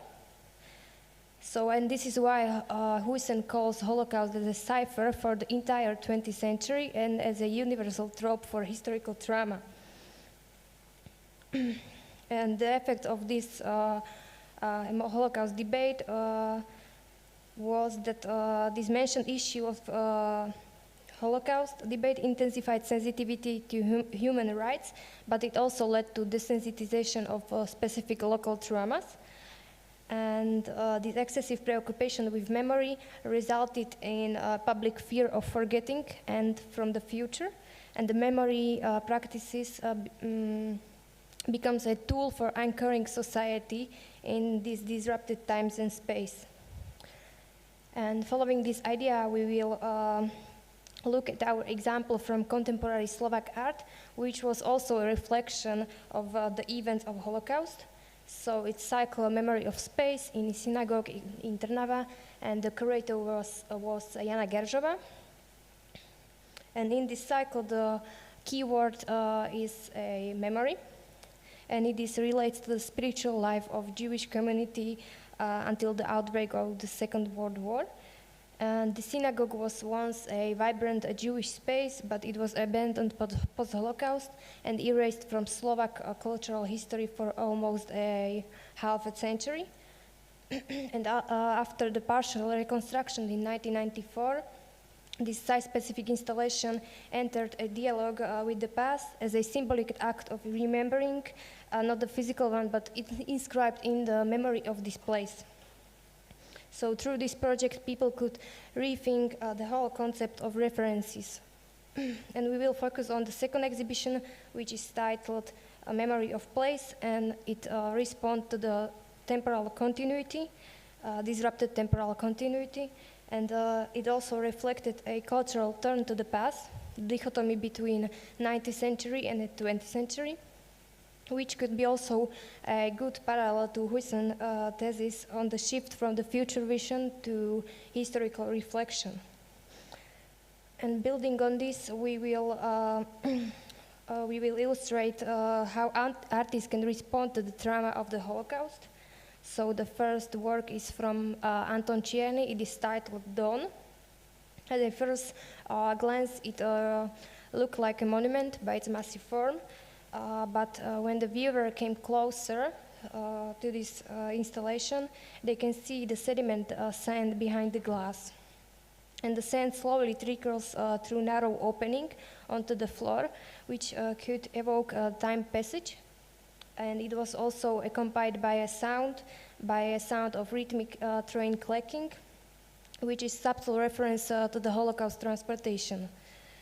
So the interpretation could be perceived as a time measuring, which is embodied in motion of the sand, and Czerny chose metaphorical language, not a literal one.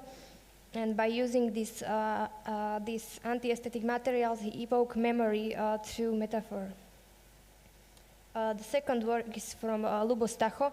It is titled Canvases of Memories and Forgetting, and it's a portrait of Holocaust survivors. And Stacho chose direct personal encounter with the people and their testimony and their trauma. And during the long photographic session, there were space for stories to be retold. So the installation also includes a blank canvases, which represent the absent and the commemorations of those who did not survive and were sent to the gas chambers. So Stacho's approach is that he perceives death as a failure of society, not as a natural end of human life. And he shows us that memory is not just factual memorization, but it's an active process, and that remembering is shaped also by forgetting. The last work is from French artist Anna and Patrick Poiret, and it is titled Tears of Oblivion. And it also reflects on memory and forgetting, but not in the nostalgic way, but their main aim is to understand the past, the present through the past. And their focus is on the Jewish families that were taken from Trnava. Their artworks combines personal response with the historical reflection, and artwork here is a tiny glass tears as a symbol of grief, loss, and mourning, which is really an emotive and poetic gesture towards fragile memory. And the number of these tiny glass tears is the same number as a number of people who were taken from Trnava. And in the relation of this previous slide, we now consider another theory of this rupture in consistent temporality by Marianne Hirsch. She also analyzed the late 20th century memory debates, and like Hussein, she links it to technological advancement, visual culture, heterogeneous temporality, and disrupted continuity. And the key concept here is a post-memory, which is intergenerational transmission of cultural traumatic memory, which is based not on direct experience, but it is deeply felt through familial and cultural ties. And she moves away from monumentalization that we can see in Hussein thesis, but she moves towards personal and affective memory inheritance. So we will pause here for a moment to consider this idea more deeply. So the post-memory is a next generation connection to individual cultural and collective trauma of the Holocaust survivors. She applies her theory to the children of the survivors and those who were children during the war. And here is the clear distinction between memory and post-memory. Memory is based on direct experience, and the post-memory is inherited, not lived, but deeply felt and carried through stories, images, and media. And its characteristic is strong affective charge. It includes projection, imagination, and fantasy. And she said that post-memory is almost as vivid as a real experience. So overall, it's not just remembering, it's a method of transmission, a structure of thinking between generations. And I would like to highlight this point of Hirsch theory, where she applies the return to or reliving of trauma to medium of photography. And she chose photography for its quantity and cultural resonance in society. Also, she rejects two ideas. The first one is desensitization through overexposure of these photographs. And the second one is that these images become empty, decontextualized memory cues, which are devoid of the ability to activate memory of the event depicted. So instead, she said that these photographs links familial and affiliative post-memory and mediate between individual memory and cultural institution. She said that photographs are specters from a lost world of the past, not like a literal ghost, but traces that can convey trauma. And also, they are more powerful than text or oral testimony in evoking this affective experience. And as a conclusion of monumentalization of memory in a public space and post-memory in private family space, they together give a fuller picture of how past trauma returns to society. And artwork role here is not just factual retelling of the Holocaust, but its main aim is to emotional processing and empathetic engagement, and it reveals the cultural presence of the Jewish community. So the installation can be interpreted as a form of mnemonic fulcrums or point that reactivate important, often repressed contents of memory, both individual and collective. And they create affective link with the 20th century trauma through emotional re-experiencing. Thanks for your attention.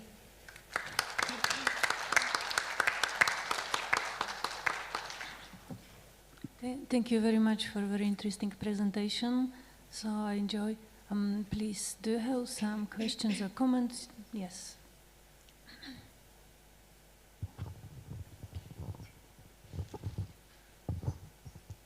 Thank you so much for your presentation. And so speaking of the memory, we remember and we keep it thanks to some sources, to some objects as like pictures, books, and also art. So I want to ask about this gallery in Trnava. Also, I had this comment that we don't have in Slovak Republic anymore the functional synagogues. So it's really important to remember. And you mentioned Anton Černý and also Poerer, if you could go back to that slide. And there are like different ways to remember that. So you mentioned this metaphorical and literal one. Yeah. And speaking of the memory and art together, which way, according to your study or like just your opinion, is better to spread this thought of memory's importance?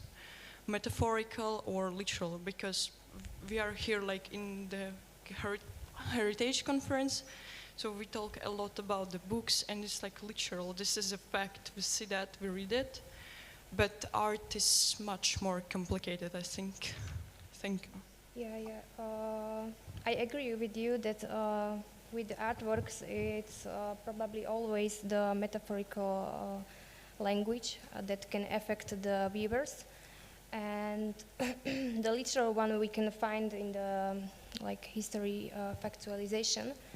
But the artwork can create a link, can create a affective bond through the metaphor, and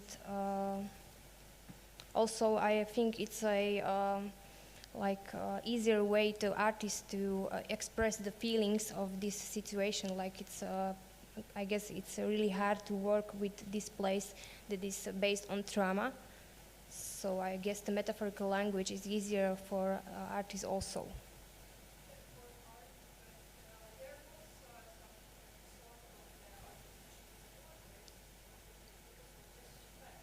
Yeah.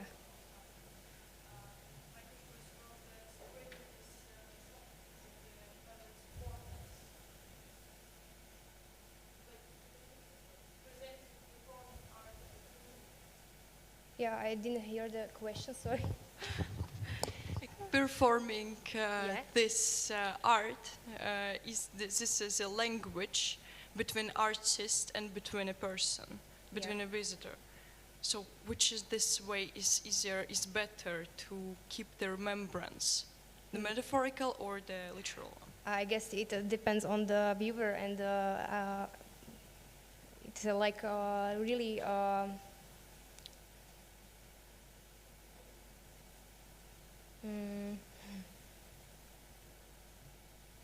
yeah, I guess it depends on the viewer, like what can affect you.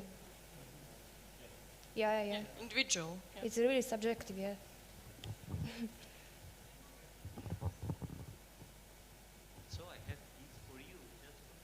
And there is also, I don't need that, but so thanks for your presentation. It was very interesting, and I found extremely interesting this concept of memory and post-memory. What worries me a little bit more is lost memory, and what shall we do to, after post-memory, not to go into lost memory? Yeah, In in my opinion. Okay, yeah, so it's the work of the post-memory, I guess. When the politic of amnesia was in the Slovak Republic, the previous generation had to tell the stories, and the next generation had to do the work to get to the trauma and overwork it. And it's also a role of the artworks to set what was not said.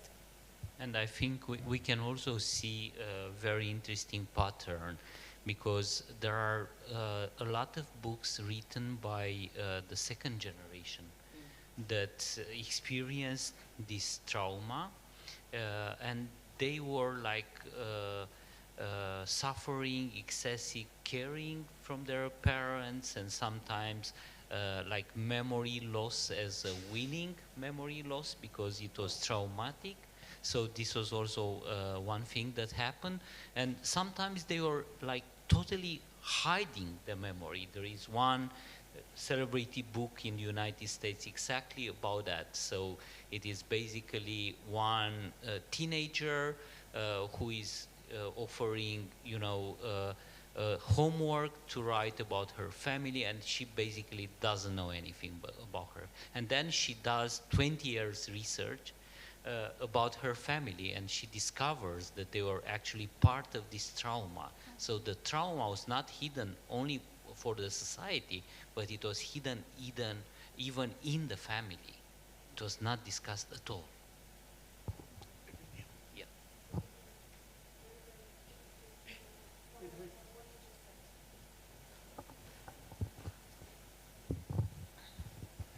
So thank you. Just it's not exactly a question, it's just a comment based on what Silvio said, and it's also related to post-memory.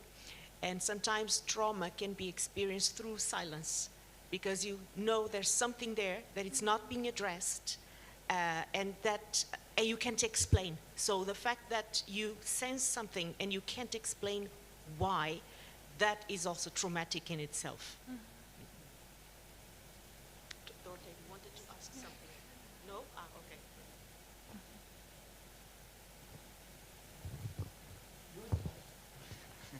Okay, thank you so much for wonderful presentation, and big applause for our speaker.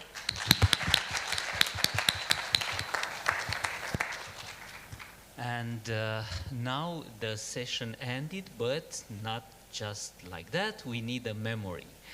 So we are talking about memory. So we need a picture. And I guess we can have it like with this, with a background behind us. And you can come here in front. Do you think? Okay. Yeah. Maybe we can have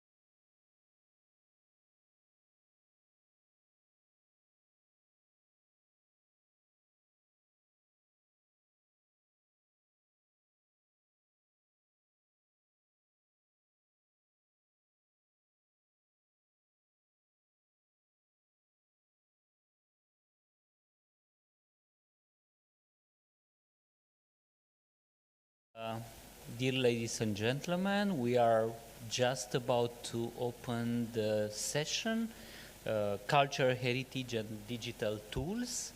And it's my distinct pleasure to invite Bilge Aksay from Adana Alparslan Turkish Science and Technology University, Renato De Leone, University of Camerino, Lucia Novakova, Trnava University, to speak about resilience of traditional craftsmen and after disaster, a phenomenological study with AI-based support strategies. So the floor is yours.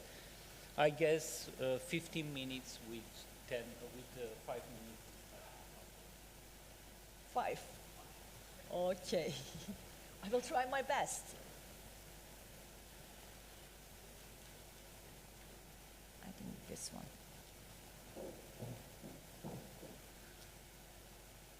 Yeah. Welcome, dear esteemed colleagues. Our topic is resilience of traditional craftsmen after disaster, a phenomenological study with AI-based support strategies. And maybe I should have put an under construction sign for the presentation because we are still working on the paper.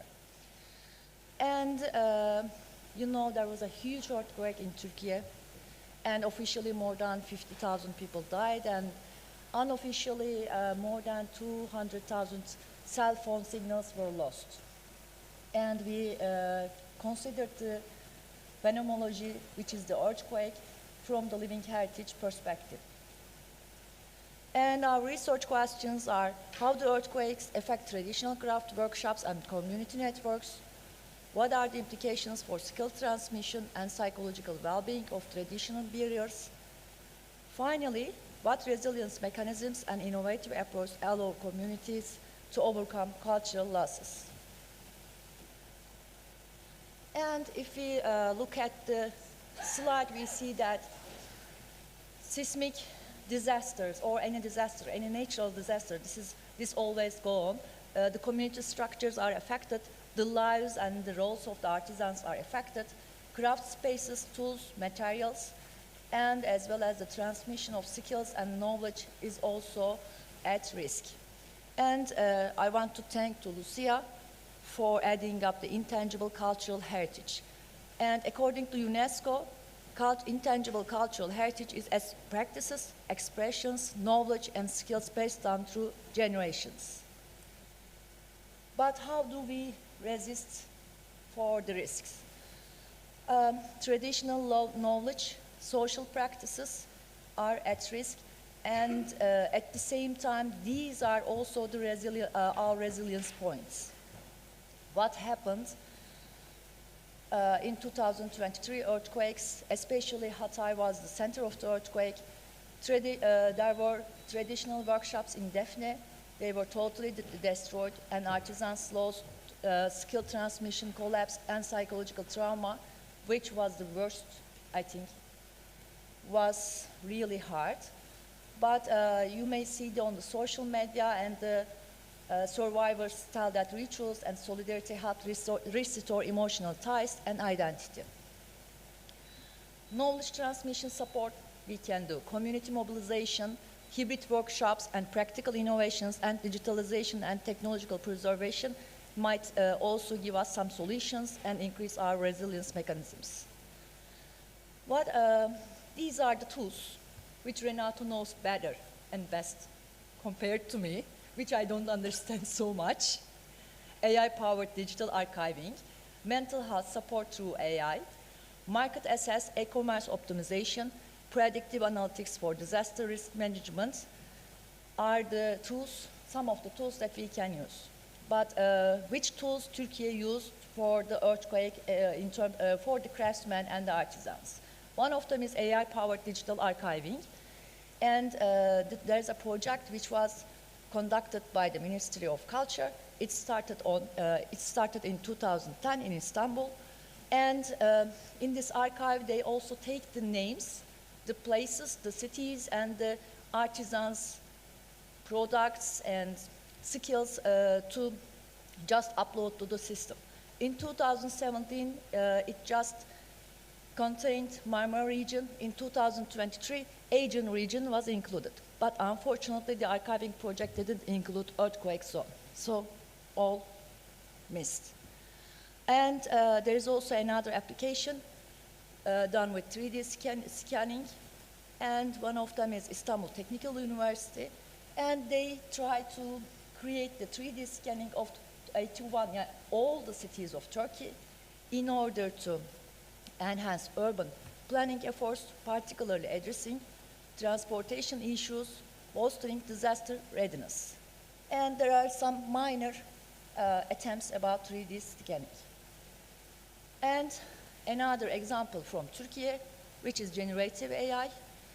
I think you might have heard someone like Refik Anadol or have seen. Is there anyone? No. He's an artist also, creating artistic pictures, I don't know what do we call, using generative AI. And there's a nice quotation from him. While producing works of art from a vast human archive, we see all these traces as part of our collective memory. And we started the pilot phase. These were our questions gathered from the literature, but maybe you can take a look. We tried to conduct semi-structured interview, but it was really hard. So you can just see two persons. Why? One of them couldn't speak anymore because he lost all his family. And he was the only one who was taken from the ruins a day after the earthquake. And for me, I couldn't handle it, so I will just outsource the data gathering process. And I think I'm in 5 minutes, right? Perfect. Let's come to the conclusion. Protecting crafts in seismic areas, or it doesn't matter, for any different disaster, needs joined up cultural risk and development strategies through vulnerable living heritage aids recovery. Support should include ICH in disaster plans, direct aid to artisans, and cultural continuity in rebuilding. AI strategies can support recovery by preserving craft knowledge, guiding apprentices, and expanding market access for artisans affected by disasters. Thank you.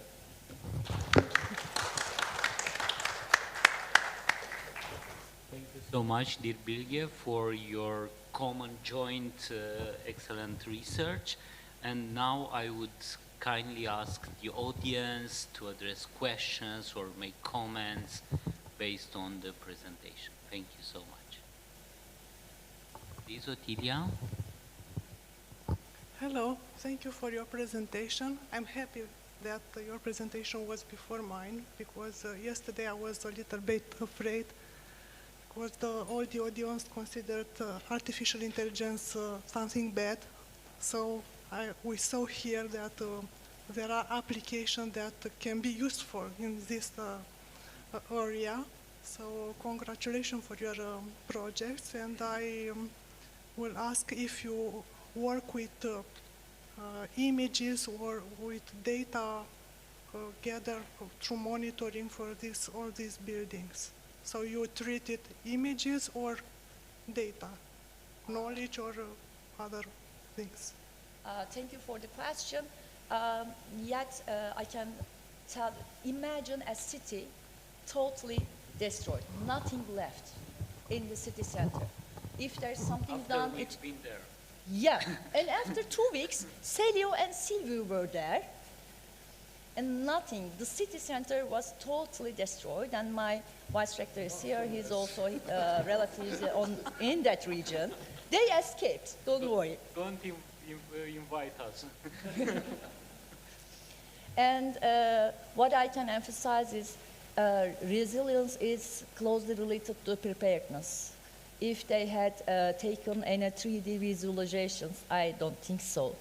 Because if there were any, I would have seen or I would have came across before when I was studying. Very few examples I could see.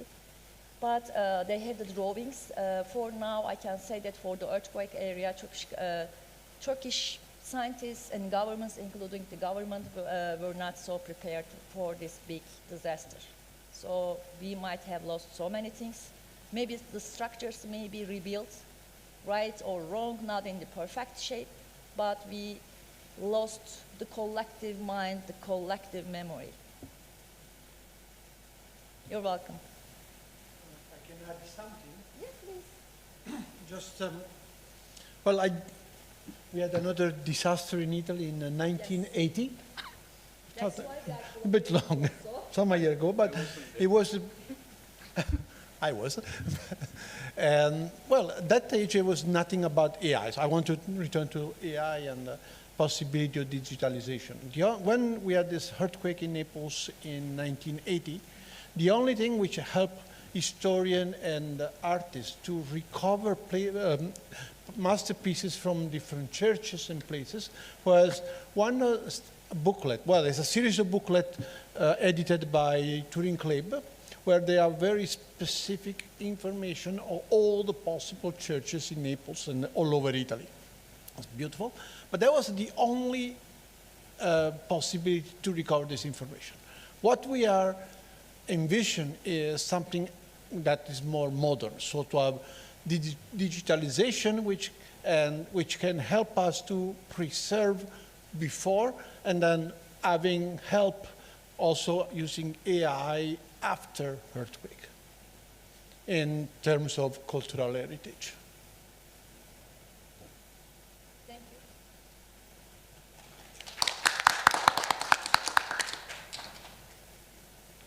you. Thank you so much for this presentation. And now I will invite Soraya Pedro Tariña, Tatiana Baradas, Celio Gonzalo Mac from the Polytechnic University of Tomar to speak about gamification applied to cultural heritage in Portugal, analyzing perspectives from tourism. Well, Celio needs only about 10 more minutes to finish the presentation. And then I will go there. Just to say that Soraya not come, so I will present the work. I will better. Yeah. Can I do it from there? Sure, sure.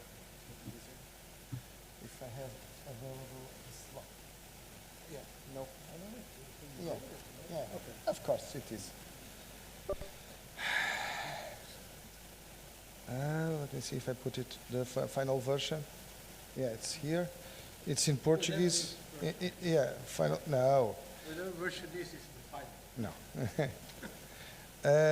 Tak oni. Okay. So, again, good morning. It is a pleasure to be here. I will present a part of a research done by my students, Tatiana. Why these are moving? Tatiana Baradas and Soraya Tariña, and we are talking about gamification. And we started yesterday with Silvio showing here the results of a project also related to gamification. And it's very important that when we think in gamification, don't think only in games. We are talking about using mechanics and techniques related to games in non-contest gamification situations. So we don't need to have gamification. We don't need, we are not talking about serious games. We are talking about that techniques, that mechanics that have, that we can put it in a situation to have more motivation. In this case, about tourists, we can have a gamification applied to education, we can have a gamification applied to several fields.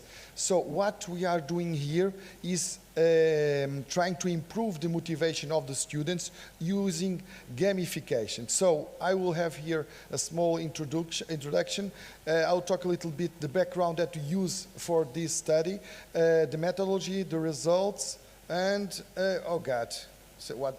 And the conclusions of the study. So, as I told you, nowadays we need to create our experiences unique. When a tourist goes to a place, he needs to remember, it needs to be almost personalized. So they are demanding here interactivity, and gamification can give it. Yes, artificial intelligence, I'm a computer science teacher, so what is related to technology can be used for that. All immersive technologies can help in taking this experience more interactive. Of course, in gamification, I don't need to have technology, but it helps. It will take it more interactivity and will give more motivation for the public. So more dynamic, engaged tourists, and that is the most important goal of gamification. So in this, I will just present you some part of this study, this research, and the idea was to know what are the perceptions of and expectations of the tourists. We did it also for the companies, but in this study that I will present here will be only about the tourists. What they think about. What do you think about that? Let me see what are the results of this survey. Because we know what are the goals of gamification. We know that gamification can promote these type of experiences, but what do you think about that? So we started to, in the background, of course, about gamification, the turning, and all the authors related with them are very important when we talk about gamification.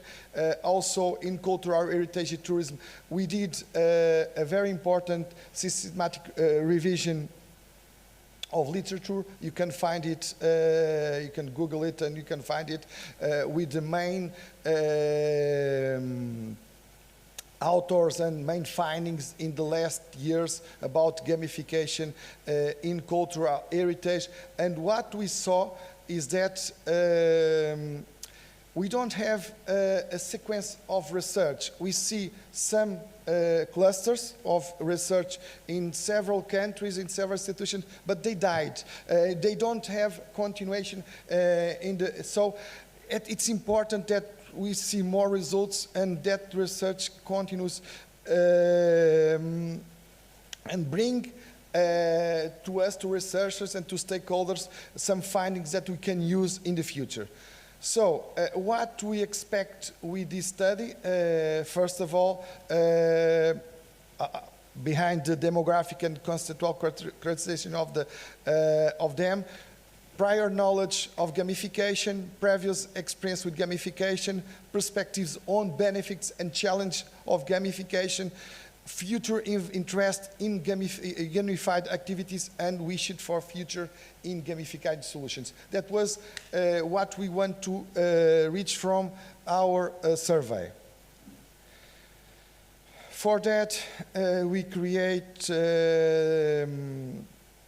we create the survey with these questions. We validate the questions.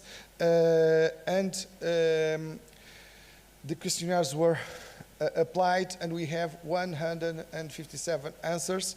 Was not so bad. And what is most important about these results? About the demographic characterizations, majority was female tourists, and tourists between 25 and 44 years old, about 37.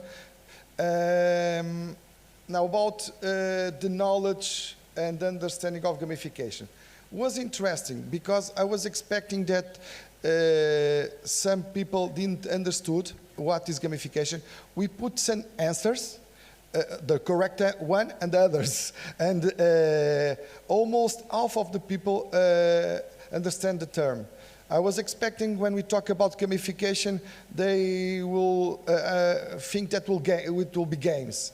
But no, most of the, almost half of it knows what is gamification and the difference between games and gamification. It was very interesting. But when we talk about if they tried gamification, only 30% have participated in gamified activities. Some examples related with not only outside but also inside activities related like escape rooms and other things related to cultural heritage. Of course, also related to geocaching and so on. There are some activities, but only 30% have tried this type of experiences. And about what the perceived benefits, they understood. They understood that 68% increase the visit engagement. So they will be more engaged to visit and to return. That is important, not because sometimes they come one time and they will not come again. But if you have a unique experience, they'll return again and will be also very interesting to see that. Better learning of the cultural heritage, 60%. Greater interactivity is something that we already expected, and attraction of young audiences, especially because the technologies, because they are more immersive, and I think it's the special reason of that. Perceived challenges, so lack of technical knowledge, because sometimes when people are creating gamification initiatives, sometimes they put too much technology and they don't see what type of tourists they have. And sometimes it's difficult for someone to download the app, to install an app, to install so many things, and in the end they will not do that. So we need to have careful. As I told you in the beginning, my technology can be just a pen and a paper, and that can be a technology for gamification. Difficulty of use, of course, it's related with the first one. High costs, so can be also need to buy something to do that initiative, and lack of visitor interest. About future interest in gamification activities is interesting. Only 30% have been participating in this type of activities, but 90% have interest in participating. So it's important, again, to see why this gap between the interest and the real participation. Maybe they didn't find the right ones.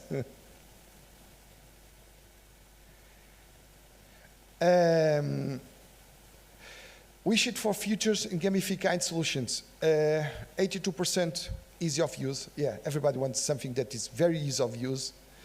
Educational content. Yeah, also we want to see and to understand, to learn. Accessibility. Social interaction. Yeah, social interaction. We can also gamification with in cooperation with several people, or in competition. Yeah, it can be, or cooperation or competition. There are two motivations for gamification. And rewards can be intrinsic, like points, badges, virtual badges, or can be more extrinsic, like a certificate from the tourism. I can give you an example. In Italy, there is a place where they have a fountain.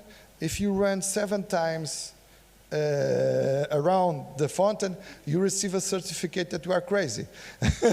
You don't imagine the people that are doing that. That is gamification. I was one of the guys that did that. You don't need to imagine. You can see. Yeah, you can see. So, this is gamification. You don't need technology.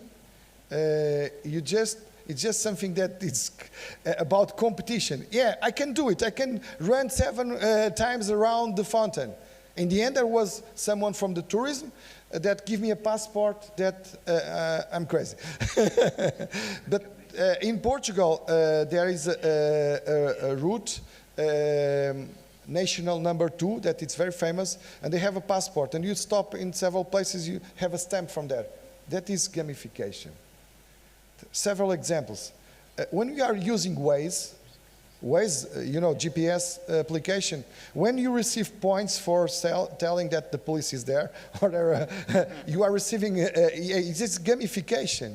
We have gamification in many situations.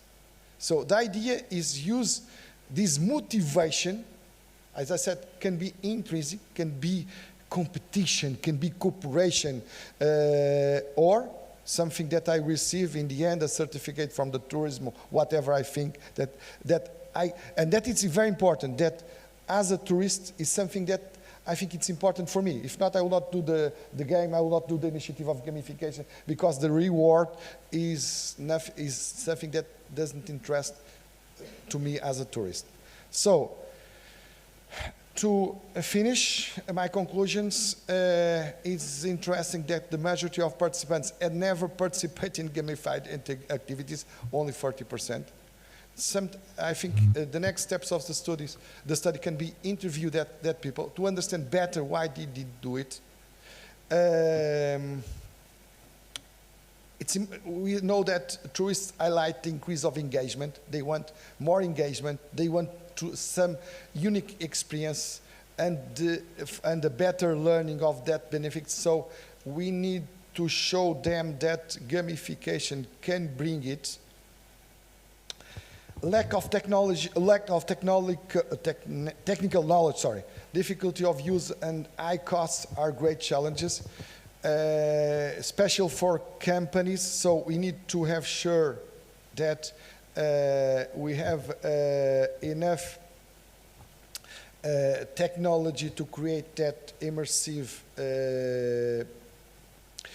ways of creating more interactive without being so expensive.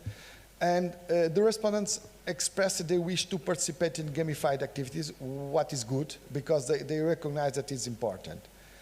So we see potential. We see that gamification can do important steps in creating unique experiences, but we need to do more. We need to have more research about it, how to do it, more findings, not for, especially for us as researchers, also for the stakeholders to do that. So was the reason also that we did that project that Silvio presented yesterday, to create, to understand what are the best practices and use that best practice to create an application that everybody can use. When I say everybody, all the stakeholders can use in low density territories for promoting that heritage with help and low costs, because it will be free for them, but of course they need to create some content, and for create some content they need to have someone to do that. So I think this was a master research from my students, and I think they give important also contribute for this question. I hope they continue to work on that. Thank you so much for listening.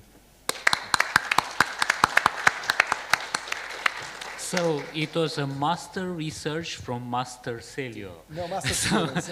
Now we are opening the floor for questions, and yeah, please, Ruben. Thank you for the wonderful talk. I'm wondering, have you looked at the results at a finer scale, like stratifying them according to gender, age, level of education, or whatever, to see some more intricate details, yes. dependencies? Yes, we did it. We didn't have. We did also with the stakeholders, because this master thesis have two findings. One was related with the tourists, another was related with stakeholders, and that findings also we did it. But the number of respondents were not so big, was just 100, and we didn't have the conclusions taken by that was not so expressive, so we didn't put it here. But we're trying to find that in the organizing by clusters to see that, but no findings. Okay, thank you. Thank you. Otilia, please. Otilia Dragomir has a question.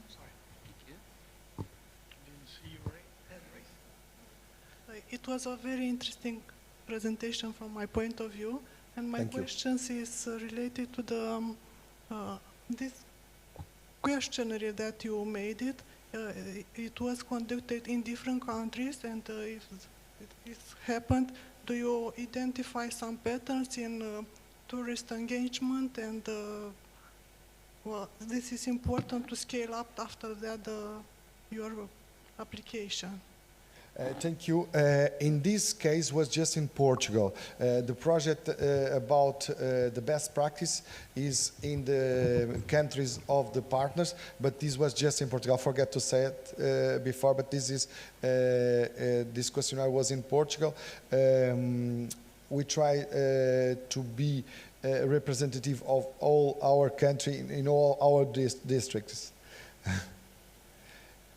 Yeah, but it's important also maybe to do it also in other countries to see if there are some differences between. I didn't find any other survey about like this in other countries. When we try to find the survey, we try to see if anyone already had one that we can adjust and can use it there, but we didn't find any questionnaire, so we create this, we validate this with some experts in the field, but was just this information just from shops from Portugal. That is something that we can do in the project also in Heritage Game. Can be a very interesting one to do. Thank you. Yeah, I wanted to ask Celio also why there are more female respondents, but I won't.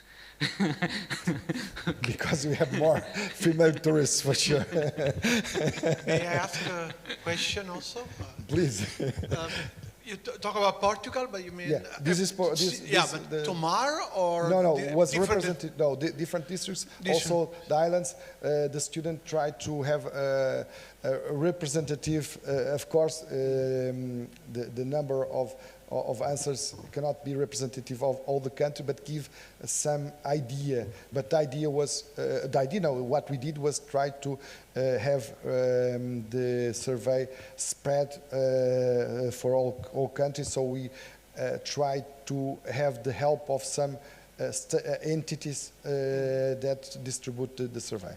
Especially because I would expect a significant difference in terms also of interest and knowledge of gamification between tourists which visit big cities, so Lisbon, to people visiting smaller, I will not say unknown, but not so well-known cities. So they made an effort also to check what is the most interesting place in Portugal, and there are many that you want to visit. Yeah, one of the things that was very interesting, Renato, because we don't have, as I told you, this was trying to be representative, but not the number of answers cannot help on that. But when we were looking for the best practice in Portugal about gamification, I was expecting to have a lot from Lisbon and Oporto. It was not like that. And the best practices was not from the big cities. So, because I don't know if this is the answer, because they already have the tourists, they don't need to have, they don't need to have these initiatives to push the tourists for them. So, the other zones where they don't they need to have more work on attracting tourists, they will use this. So I think that was the reason. And again, I was expecting to have more in Portugal. It was for me a surprise. And most of the projects were also created in academia, especially universities. Some of them in Erasmus K2 projects that after 3 years they finish and everything finished. Because we don't have sustainability for that project, and that is okay. It's just questions now. Yeah, that was one of the other findings. Thank you, Renato. Thank you. Thank you. Thank you. So it's my pleasure to invite now Elisa Lazarova and Margarita Bogdanova. She's not present. Marusia Smokova, Evelina Parashkevova, and Mariela Stoyanova from the Tsenov Academy of Economics. They will deal with enhancing community involvement in cultural heritage through gamification. Thank you so much, Elisa, for taking the charge of presenting for all the team. The floor is yours. Thank you for the opportunity to present our paper. We are in interdisciplinary team, and we have representatives from the Department of Marketing and the Department of Strategic Planning. So today we would like to introduce you this topic about enhancing community involvement in cultural heritage through gamification. We are very connected with the previous presentation, so I'll try not to mention something that it's already taught. But I need to start with the importance of cultural heritage. I believe that I don't have to convince you about the importance of cultural heritage on this conference, but I want to share that in our paper we focus on the economic and social demographic growth of the region as one of the aspects of cultural heritage, and the other moment is about sustainable regional development. And of course, this is not the only ways to use cultural heritage, but we focus on these regards. So, why community involvement is so important?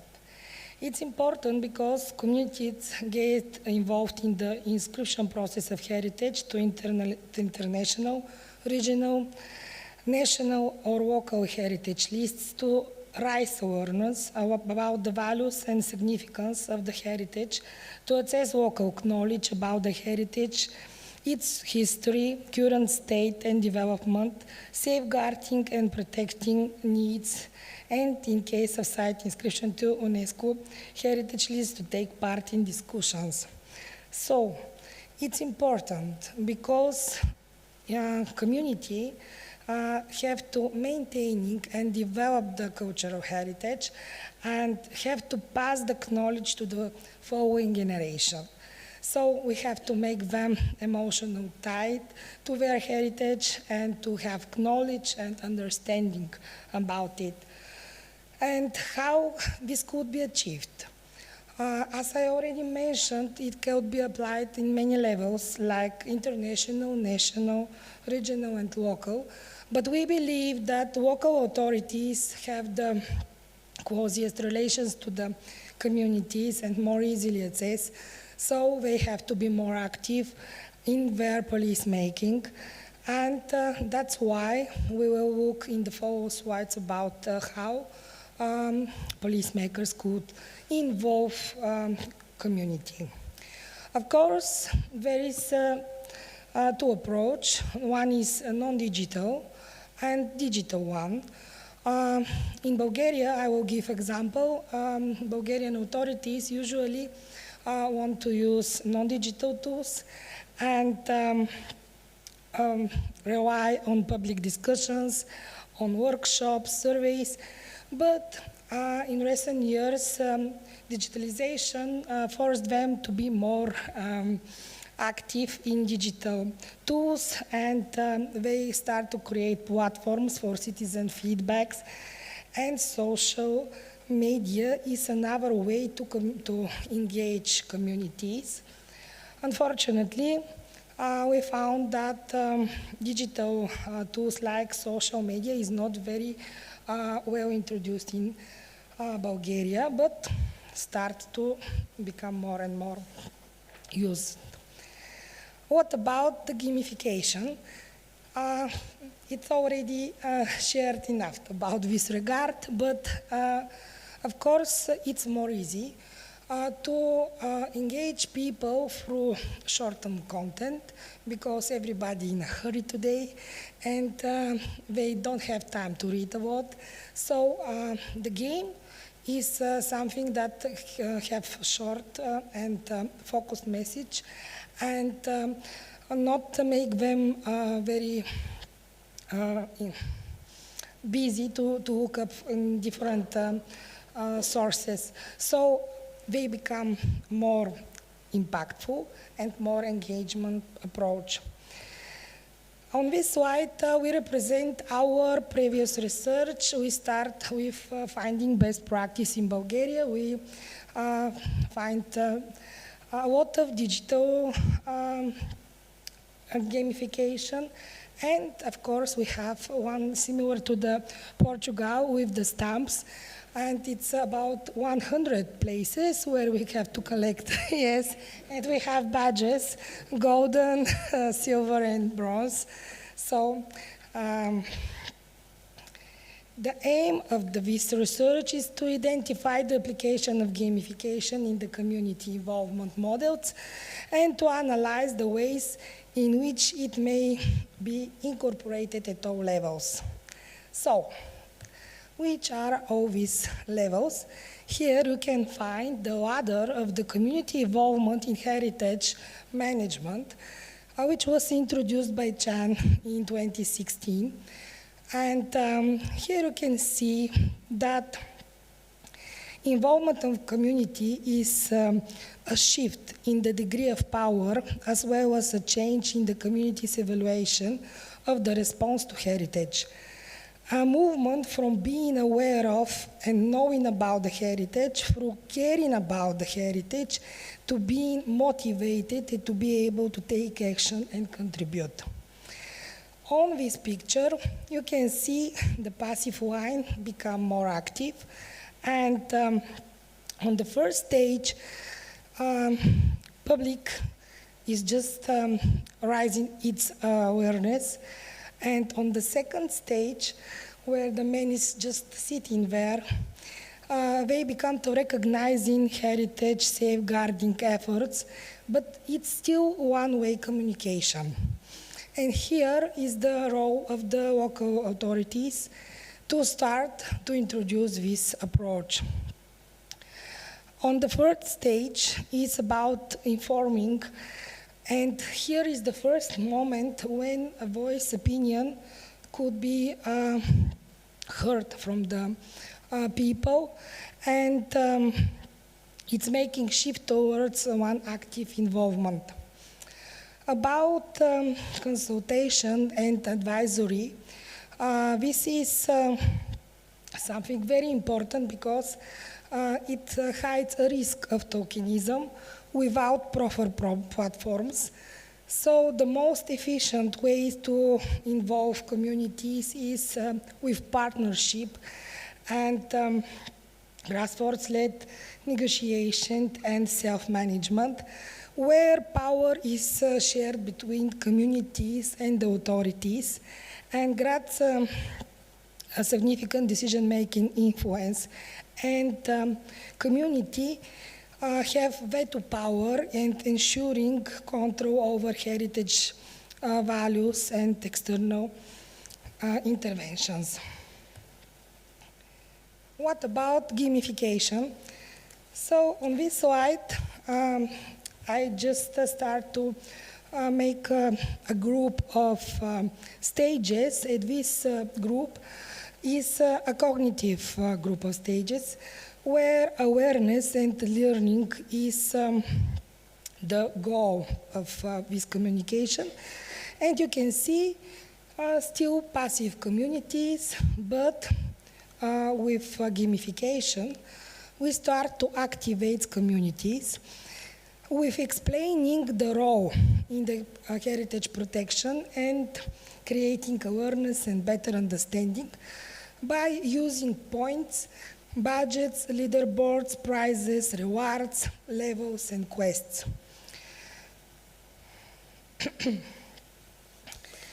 The second group is about affective or emotional, where communities start to have feelings, interests, and desires in the cultural heritage. And here you can see that we start to shape more powerful communities, and gamification facilitate communication and engagement. As I already said, here the voice of the community could be heard. But as on the previous slide, I was starting with explaining the role of the heritage. Here on the second slide, you can see that communities start to exploring the role of the heritage protection. This could be done by feedbacks, rewards for communities' contributions. And here is the place for gamification, social networking, where people, players, could communicate and have some social groups. Sorry. About the last group, it's a cognitive or behavioral group where action could be taken, and they start to share information, opinion, and participate in campaigns. You can see this communication is very active and very powerful, and gamification facilitates collaboration and volunteering. Community raises its voice, and here is the experience of the role of heritage protection. Effective community involvement could be done with points, budgets, challenges, rewards levels, and etc. And here we have shaped behavior, which is with very clear objectives. And conclusions, we can highlight that enhancing community engagement in cultural heritage is of greater importance. Gamification serves as an effective instrument for fostering community involvement in cultural heritage, and at lower levels of community engagement, gamification may be employed to enhance attention, stimulate interests, and generate desires for action and participation. Gamification enhances community engagement by fostering collaboration, productivity, and satisfaction. Thank you. You can see the contacts of my colleagues. Thank you.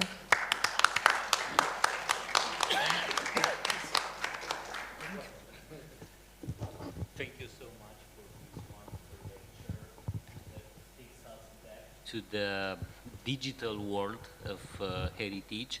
And I would kindly ask the audience for sharing their thoughts or questions to the speaker.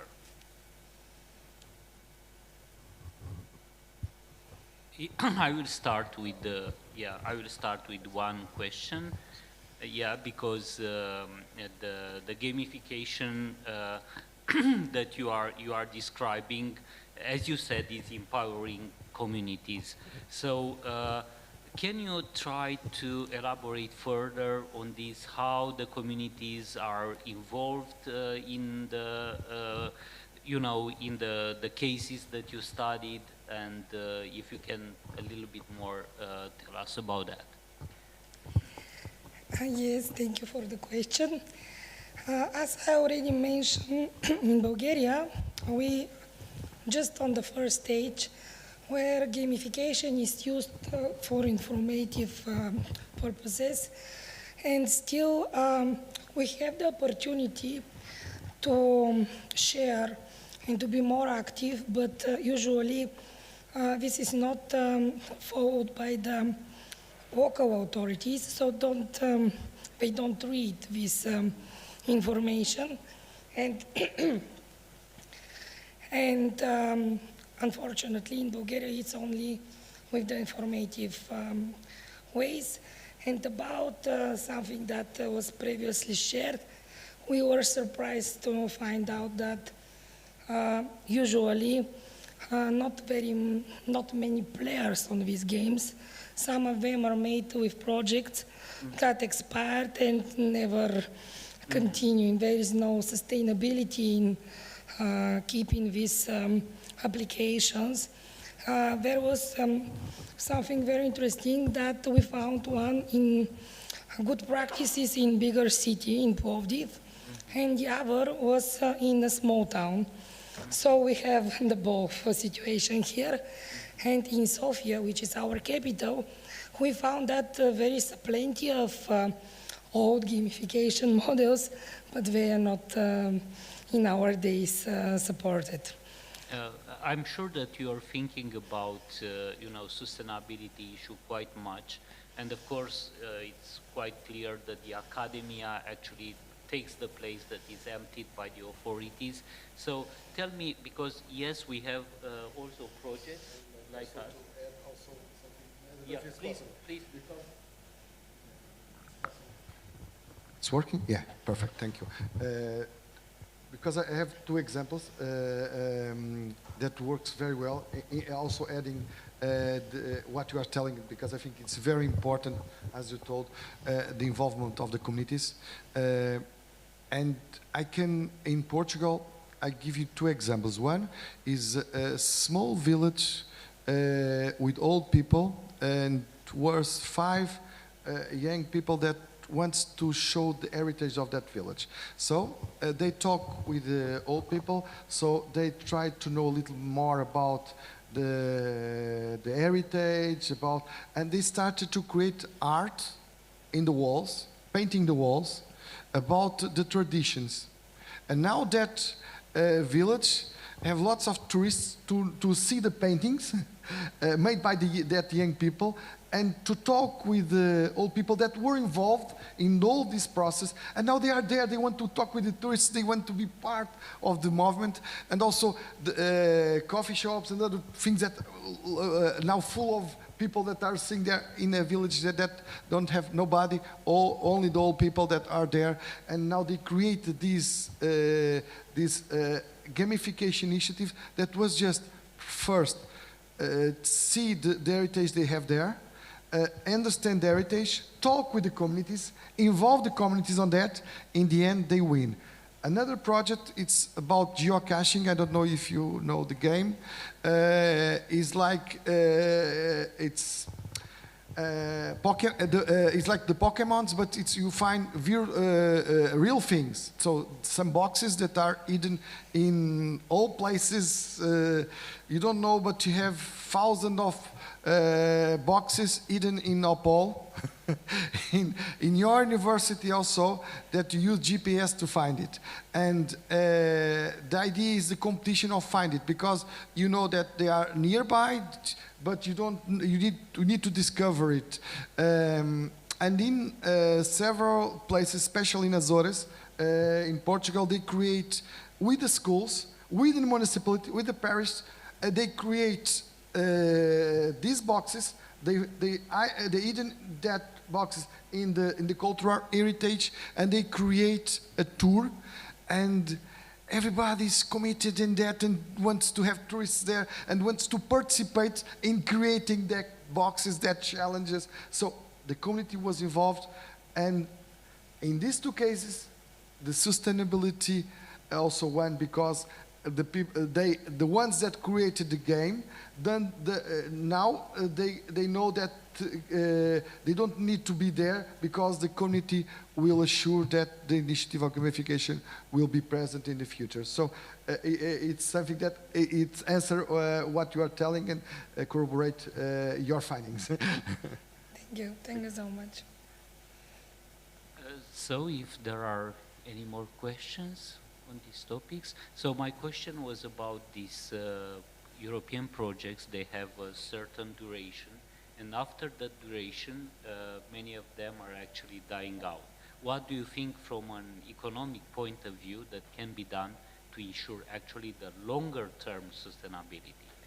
Yes, we believe that this should be part of the police making decisions to start to invest in these cultural preservation projects, and their sustainability should be part of the local authorities' responsibilities, because we find out that we have some enthusiasts too who start the gamification with hidden. I'm not sure if it's something in material or just on game. No, but we find out that only business make the effort. When we start to look for more information in the municipalities, sites, and tourist information, we didn't find anything. It's just a business application. Yes, so we have to involve policymakers in this to have the serious sustainability. There is no other way, in my opinion. Much, so big applause for our speaker and offers. And now I have the pleasure to invite my colleague and dear friend Otilia Dragomir from my university to touch upon development of a preventive maintenance AI system tool to perform sustainability analysis in heritage conservation. So the floor is yours. Thank you. Hello everyone. My name is Otilia Dragomir. I'm representing here the team from Valahia University of Târgoviște.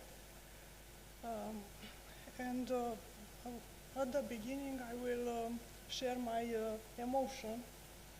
Sorry, I will share my emotion. When I saw in the schedule of the conference that I will be the last from the conference, first of all, I was scared. And after that, I said, what, it's a good opportunity for me to make my presentation an interactive one. So I am expecting, if you allow me, to give your feedback related to my presentation. It's about a small application in our field, because my background is computer science and artificial intelligence. And now in my field, this is called, I built a demo. And to scale up this demo, we need always the feedback from the users. So I will present the fast forward the steps that I followed to build this demo, but it's important for me to have your feedback, because it's related to your main area of research, main area of interest, meaning the cultural preservation, cultural heritage. So, the small demo is called, it's a tool for preventive maintenance based on AI tools, able to perform sustainability analysis in heritage conservation. So first of all, I will make a short introduction related to the framework that, based on which we relied to build this tool. And after that, I will enter, but not in depth, in concept related to the prediction of faults propagation and in the steps of building a hybrid intelligence systems. And your feedback is expected not at the end, during my conversation, if you agree to participate. So, the framework of my tool, the proposed here, first of all, is represented by archaeological sites. And the hypothesis for this intelligent tool was to identify and to assess the degradation degree of archaeological sites and to correlate the cause of degradation with the effects, and to learn from the scenarios the influence of ambiental factors over the seeds, in order to coordinate our prediction with the assessment. So we have different subsystems in our proposal, meaning we can detect a fault, we can diagnose it, and in consequence we can plan some decision related to the maintenance. So we try to keep the memories that you talk during this conference related to the objects, related to the books, related to the artifacts. If we don't give them another life, at least we should preserve it and to do action in a proactive manner. So, in this framework, our objective was related to the increase of the sustainability of these archaeological sites, the availability for the futures, to increase the security of the tourists, for example, because our talks earlier said about the tourists, and at last but not at least, to decrease the cost of maintenance for these archaeological sites. So, with these objectives in maintenance, we have different approaches. The one that I chose was the proactive one, meaning we have to action in order to preserve the cultural heritage. Here, in this context, the forecasting, maybe you know the concept, the forecasting or the prognosis or the estimation, all these are terms that I took it and I trying to explain it here for you, meaning we try to estimate the evolution of the degradation that may occur in different sites, and based on this prediction, we will classify it and we give an assessment, meaning if the fault is too bad, we have to action as soon as possible. So in our approach, prediction means an assessment project. Now, to go deeper, artificial intelligence is a vast field. So meaning we have different directions and different tools. And our target is to pick from all these tools the one who is the most suitable for solving our problem. In this case, we target the data-driven basic tool that you saw on the slide.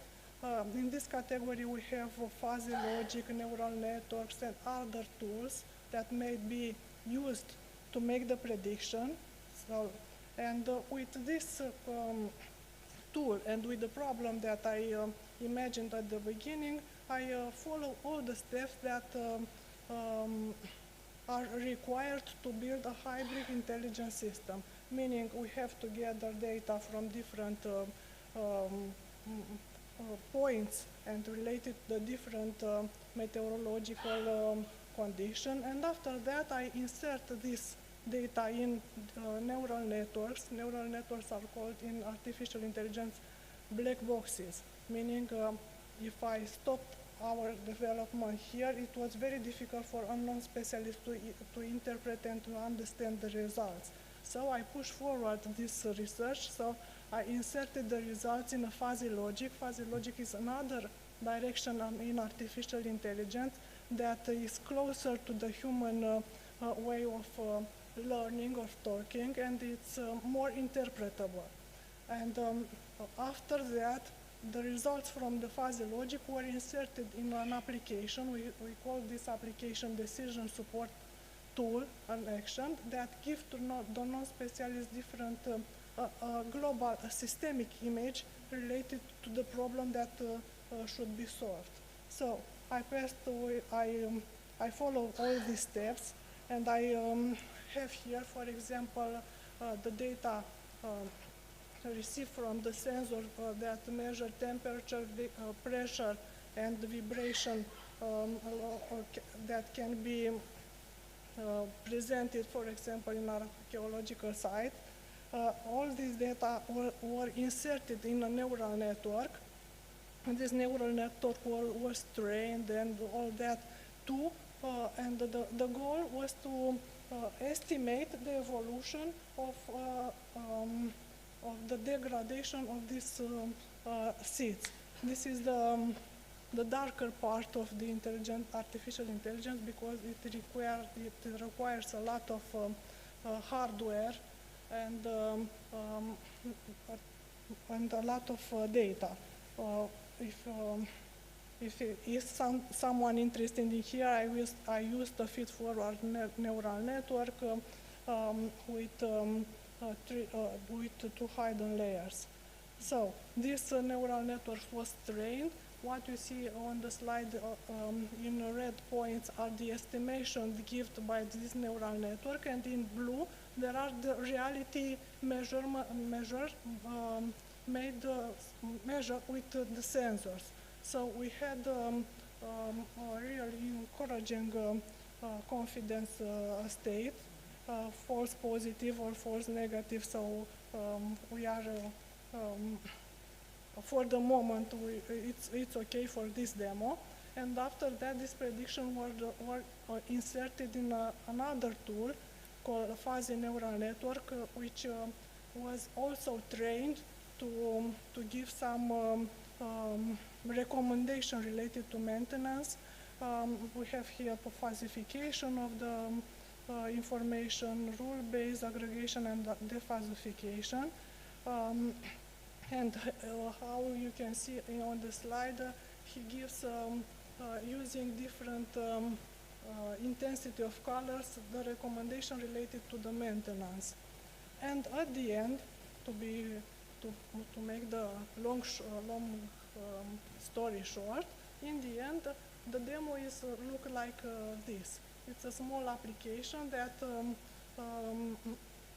user can, a user-friendly application, and you can see there a triangle that each corner represents the measurements that I used to insert at the beginning, meaning temperature, pressure, and vibration. And in related to the evolution of this temperature, we can estimate. You see on the slide, we can see if a fault is detected, where will issue, and it needs maintenance for prevent in a proactive manner this one. I have here some example for in red is the value that may cause a degradation. In this case, is the vibration. The values measured for pressure and temperature are okay. In this example, pressure and vibration are 2 factors that can influence the degradation. And in conclusion, here I need your support. We have some requirements, we have some tools that artificial intelligence proposed to us. Putting together these 2 sites, I found for this demo that a neurofuzzy system, meaning hybrid systems, can give a solution to this problem. And my answer to you is, what you consider that will be the best to put here in requirements, so the specialists in computer science or artificial intelligence come to solve with their tools. So to make a joke, to show the human face of the artificial intelligence, not to be so scary for the others. So if you have any question or any proposal, we can adjust this work in progress related to your problems or to your opinion related to your field of interest. So, thank you. Thank you. There is already a raised hand. Thank you for the marvelous presentation, Ludek. Thank you very much for your talk. I have actually 2 interrelated questions. The first one is, well, if I understood, I don't know whether I understood it well. So you use the neural network to predict normal behavior of the system, and then you measure the variables, and then you detect if the measurements deviate from the normal behavior.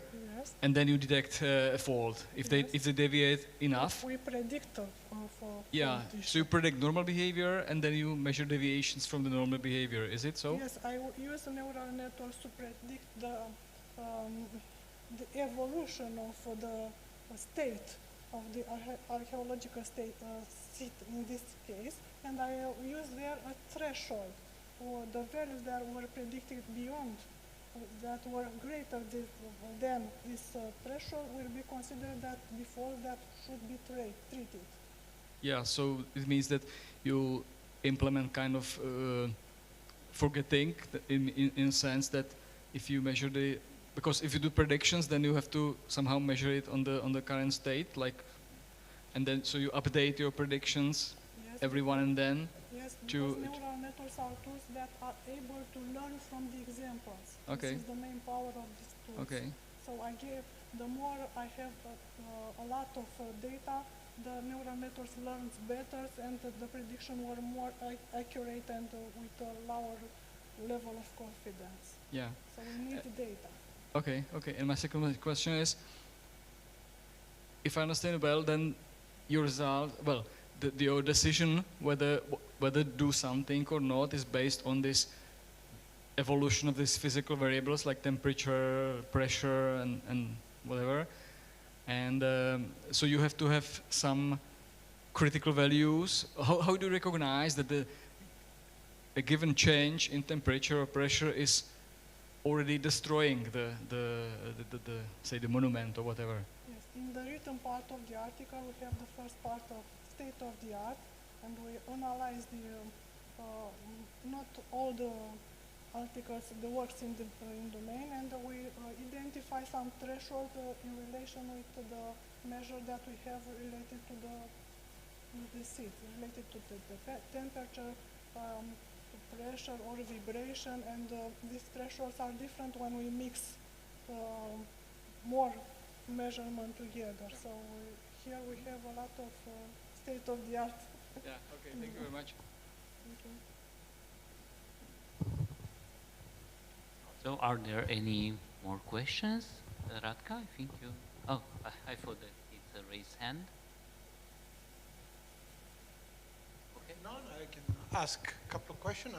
One is a little bit more general, and the second one is more technical. We start with the more general. Did you ever use it, or do you know of scientific papers they use in this context, as decision support system dynamics, which can very well predict the behavior of a complex system in the future? Yes. Dynamic system, for example, in case of neural networks, I said that I use a feed-forward network. It's not a dynamic one, it's a static one. But as an improvement for this tool, I can use tools, for example, convolutional neural networks that are able to dynamically adapt their behavior related to... Okay, okay, maybe we can discuss later, but there is a tool which has nothing to do with artificial intelligence. It's called system dynamics, which allow you to predict the behavior of a complex system. It's a specific tool which... It's embedded in MATLAB, and we use it in our activities. No, there is no MATLAB version for system dynamics. System dynamics. No, system dynamics, maybe non-dynamic systems. About another tool. It would be interesting to compare. The other question is, it's not clear to me the relationship between the output of the neural network and the fuzzy system you implemented afterward. Is that for understanding the meaning of the result? What is the meaning of this result? Or the result is clear? Yes, it's for the from a neural network. Yes, this relation, between neural network and fuzzy system was used to enhance the interpretability of the results for non-specialists, because we after that we use and implement all these results in an interface that should be easy to use by non-specialists.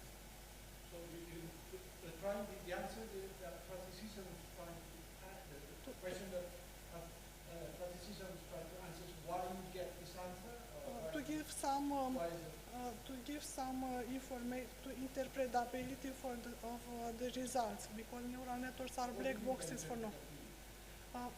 For example, fuzzy logical use instead of a formula to put in evidence the relation between the inputs and the outputs, use the linguistic languages. Yes, to be interpreted. It's yes or no. Yes, it's clear for non-specialists. Well, there are some interesting tools also in interpretability of neural networks that I suggest you to look into. Yes, this is why I... They give stronger performance, a better understanding with respect to the This is the reason for which I ask you the feedback, because this is a demo tool. It's for the first version of the tool. Your proposal or other proposal related to the tools that mix it of this one, the different aspects that should be considered, it's valuable for us. Thank you. Thank you.